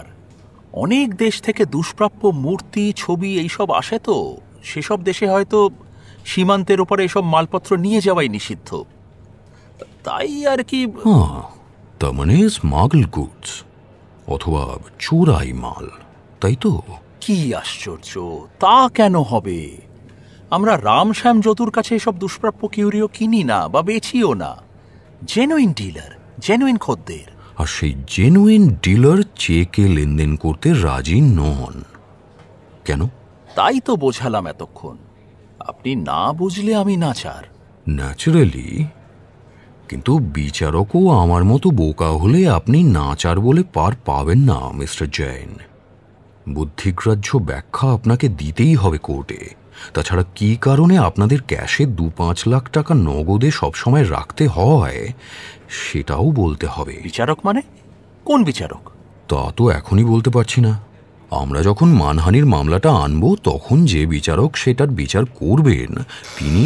ঠিক এই সময় ইন্টারকম যন্ত্রটা বেজে উঠল। সুইচ টিপে মাধবরাজ বললেন, yes. Sorry to disturb you sir, একটা খবর জানাতে বিরক্ত করছি। বড় সাহেব নেপাল থেকে ফিরে এসেছেন, এইমাত্র অফিসে এলেন। ও আচ্ছা, তাকে বলো আমার ঘরে একবার পদধূলি দিতে। তাকে আরও বলো যে ক্যালকাটা হাইকোর্টের ব্যারিস্টার মিস্টার পি.কে. বাসু আমার সঙ্গে ঘরে বসে আছেন ওই তহবিলের ঘাটতির ব্যাপারে। আমাদের লিগ্যাল অ্যাডভাইজার মিস্টার শ্রীবাস্তবকে টেলিফোনে পাও কিনা দেখো। তাকে পেলে আমাকে লাইনটা দিও। Okay sir. হ্যাঁ, সেই ভালো, আমিও তাই চাইছি। আপনাদের আইন সংক্রান্ত পরামর্শদাতার সঙ্গেই ওই মানহানির মামলাটার বিষয়ে। আরে না না না, সেজন্য নয়। এই যে আমার চাচাজি এসে গেছেন। বাসু সাহেব এপাশে ফিরে দেখলেন দরজার কাছে দাঁড়িয়ে আছেন প্রায় বৃদ্ধ একজন সুপুরুষ। একেবারে নিখুঁত সাজ পোশাক, মুখে মিষ্টি হাসি, মিস্ট্রিক হাসিও বলা যায়। বিনীতভাবে হাত জোড় করে ভদ্রলোক বললেন, কি সৌভাগ্য আমাদের, আপনি সশরীরে আমাদের অফিসে। কি জানেন বাসু সাহেব, গোয়েন্দা গল্প আমার প্যাশন। ফাদার ব্রাউন বা এডগার অ্যালেন পো থেকে শুরু করে স্ট্যানলি গার্ডনার সব আমার মুখস্থ, বাংলা এবং ইংরেজি। ব্যোমকেশের আপনি এই চেয়ারটায় বসুন। মিস্টার বাসু এসেছেন আমাদের তহবিল তছরূপের ব্যাপারে। তছরূপ নয় মাধব, বলো ঘাটতি। তা সুকৌশলী দম্পতিকে নিয়ে এলেন না কেন মিস্টার বাসু? আদালতের বাইরে ওরাই তো আপনার যাবতীয় ডিটেকটিভগিরি করে। আপনি ভুল করছেন চাচাজি, কোম্পানি ওকে এনগেজ করেনি। উনি এসেছেন নিজে থেকে, ওর মক্কেল চৈতালি বসুর তরফে আমাদের সঙ্গে কথা বলতে। আপনার মনে আছে নিশ্চয়ই, দিন 5 আগে যেদিন রাত্রে আপনি কাঠমান্ডু যান সেদিন থেকে মিস বসু ছুটিতে আছেন। হ্যাঁ, মনে থাকবে না কেন? সেদিন বিকেলেই তো হরিমোহন মোটর কারে ধাক্কা খায়। সে কেমন আছে এখন? একই রকম, এখনো জ্ঞান হয়নি। ওটা পুরনো খবর। আপনাদের স্টাফ হরিমোহন বসু গতকাল রাত 1টার সময় মারা গেছেন। ও, সরি টু হিয়ার দ্যাট। কথাটা শোনা মাত্রই খুড়ো ভাইপোর একবার দৃষ্টি বিনিময় হলো। আমাদের অফিস থেকে কেউ যায়নি? অফিস কি জানে না চৈতালি বেচারি একা কি করবে?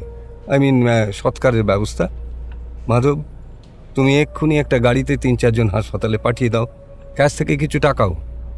চৈতালি বোধহয় একেবারে ভেঙে পড়েছে। ঝর্ণা অথবা সুমিত্রাকেও পাঠিয়ে দাও। ওদের তো আর কেউ নেই এখানে। আমি দেখছি চাচাজি, মানে সৎকারের ব্যবস্থাটা অন্তত আমাদেরই দেখা উচিত। তবে চৈতালির সঙ্গে যোগাযোগের চেষ্টা করা বৃথা। সে শিলিগুড়িতে নেই। ওটাও পুরনো খবর মিস্টার জৈন। হরিমোহনের মৃত্যুর সময় চৈতালি তার শয্যার পাশে ছিল। তারপর হরিমোহনের বন্ধুরা হিন্দু সৎকার সমিতির গাড়িতে ওর মৃতদেহ শ্মশানে নিয়ে গিয়ে দাহ করে। এতক্ষণে বোধহয় শ্মশান যাত্রীরাও ফিরে এসেছে, আর চৈতালিকে আমি নিজে তার বাসায় পৌঁছে দিয়ে এসেছি। সে এখন হেভি সেডেশনে আছে।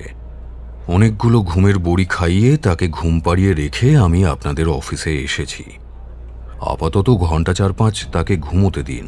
অফকোর্স, আমি 3-4-5 অনুপস্থিত ছিলাম, ইতিমধ্যে এত কাণ্ড ঘটে গেছে। তোমার কেন মনে হলো মাধব যে চৈতালি শিলিগুড়িতে নেই? কাল দুপুরেও তো ছিল না। অন্তত কলকাতার লালবাজারের পুলিশ বলছে কাল দুপুরে ও ছিল রিপন স্ট্রিটের এক হোটেলে ছদ্মনামে। ছদ্মনামে? চৈতালি? কেন? আর পুলিশ সে কথা বলবে কেন? সে কথা মিস্টার বাসু বলতে পারবেন।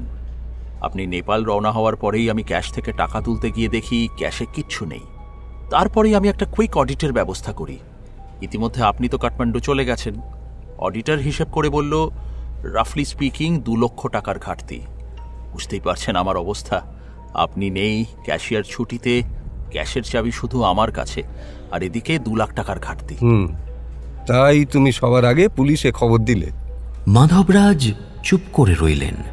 তুমি তো জানো মাধব, কিভাবে আমাদের কেনা বেচা হয়। আমরা যখন তখন ক্যাশ থেকে টাকা বার করি, কখনো স্লিপ রেখে, কখনো শুধু পার্সোনাল ডায়েরিতে লিখে। কিন্তু চাচাজি, সেইভাবে তো টাকা তোলেন আপনি আর আমি।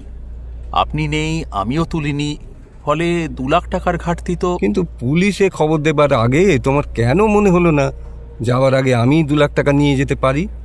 মাধবরাজ নির্বাক হয়ে তাকিয়ে রইলেন।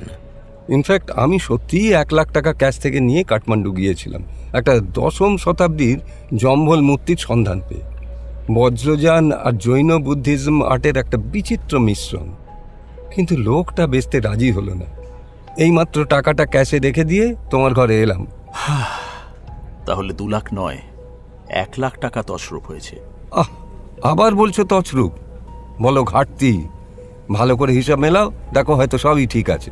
বাসু বুঝতে পারেন পুলিশে খবর দেওয়ায় সিনিয়র জৈন আদৌ খুশি হতে পারেননি। হয়তো তছরূপ হলেও উনি তা চেপে যেতে চান।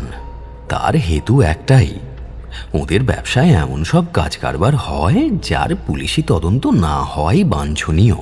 তাছাড়া তুমি কেমন করে জানতে পারলে যে মিস বোস কলকাতায় কোনো হোটেলে একটা ছদ্মনামে উঠেছে?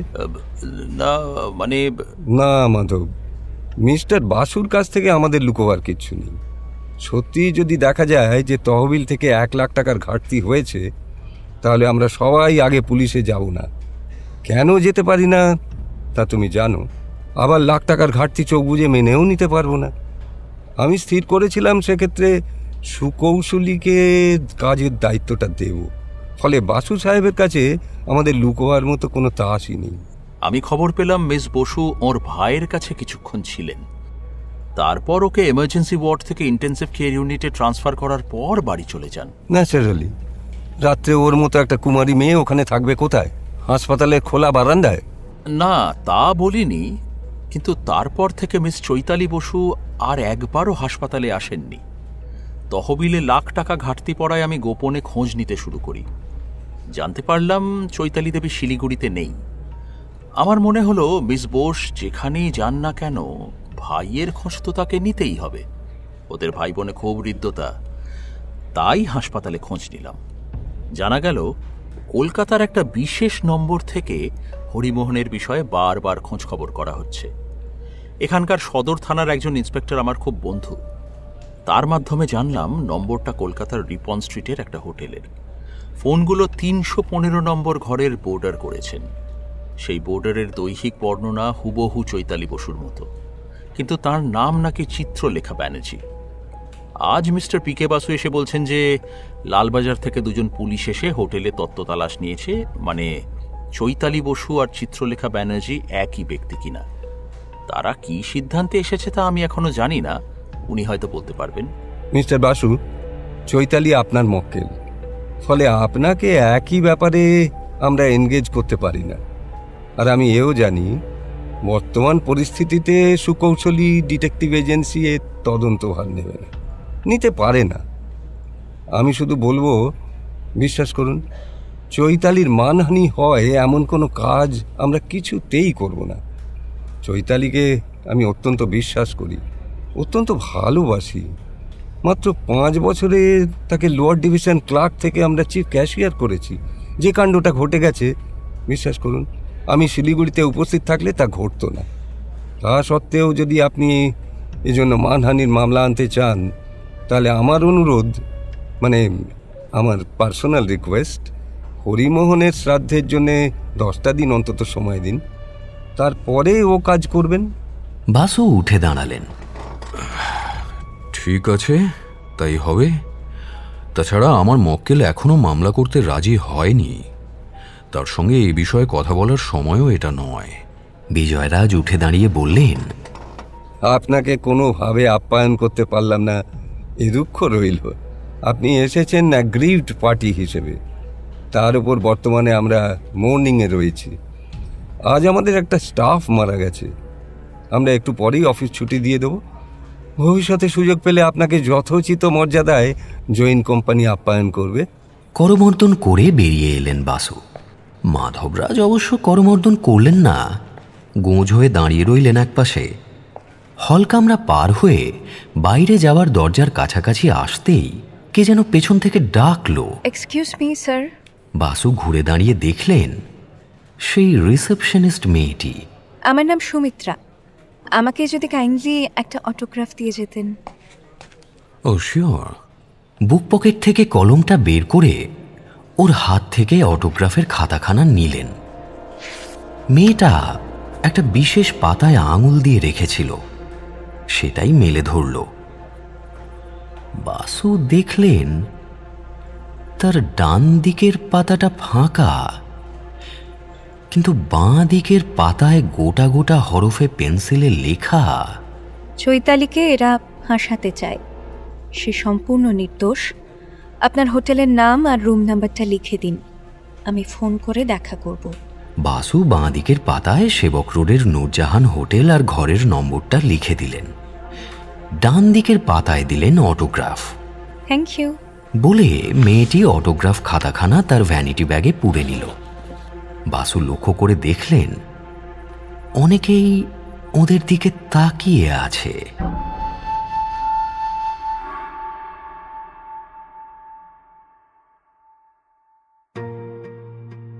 এতক্ষণ আপনি শুনছিলেন নারায়ণ সান্যালের কাঁটায় কাঁটায় সিরিজের কাহিনী জম দুয়ারে পড়ল কাঁটা, প্রথম পর্ব। গল্পটি ভালো লেগে থাকলে অবশ্যই লাইক এবং শেয়ার করবেন, এবং আরও নতুন নতুন গল্প শোনার জন্য সাবস্ক্রাইব করতে ভুলবেন না আমাদের অফিসিয়াল ইউটিউব চ্যানেল রেডিও মিলন অডিও স্টোরি। আগামী রবিবার আপনি শুনবেন এই গল্পের অন্তিম পর্ব।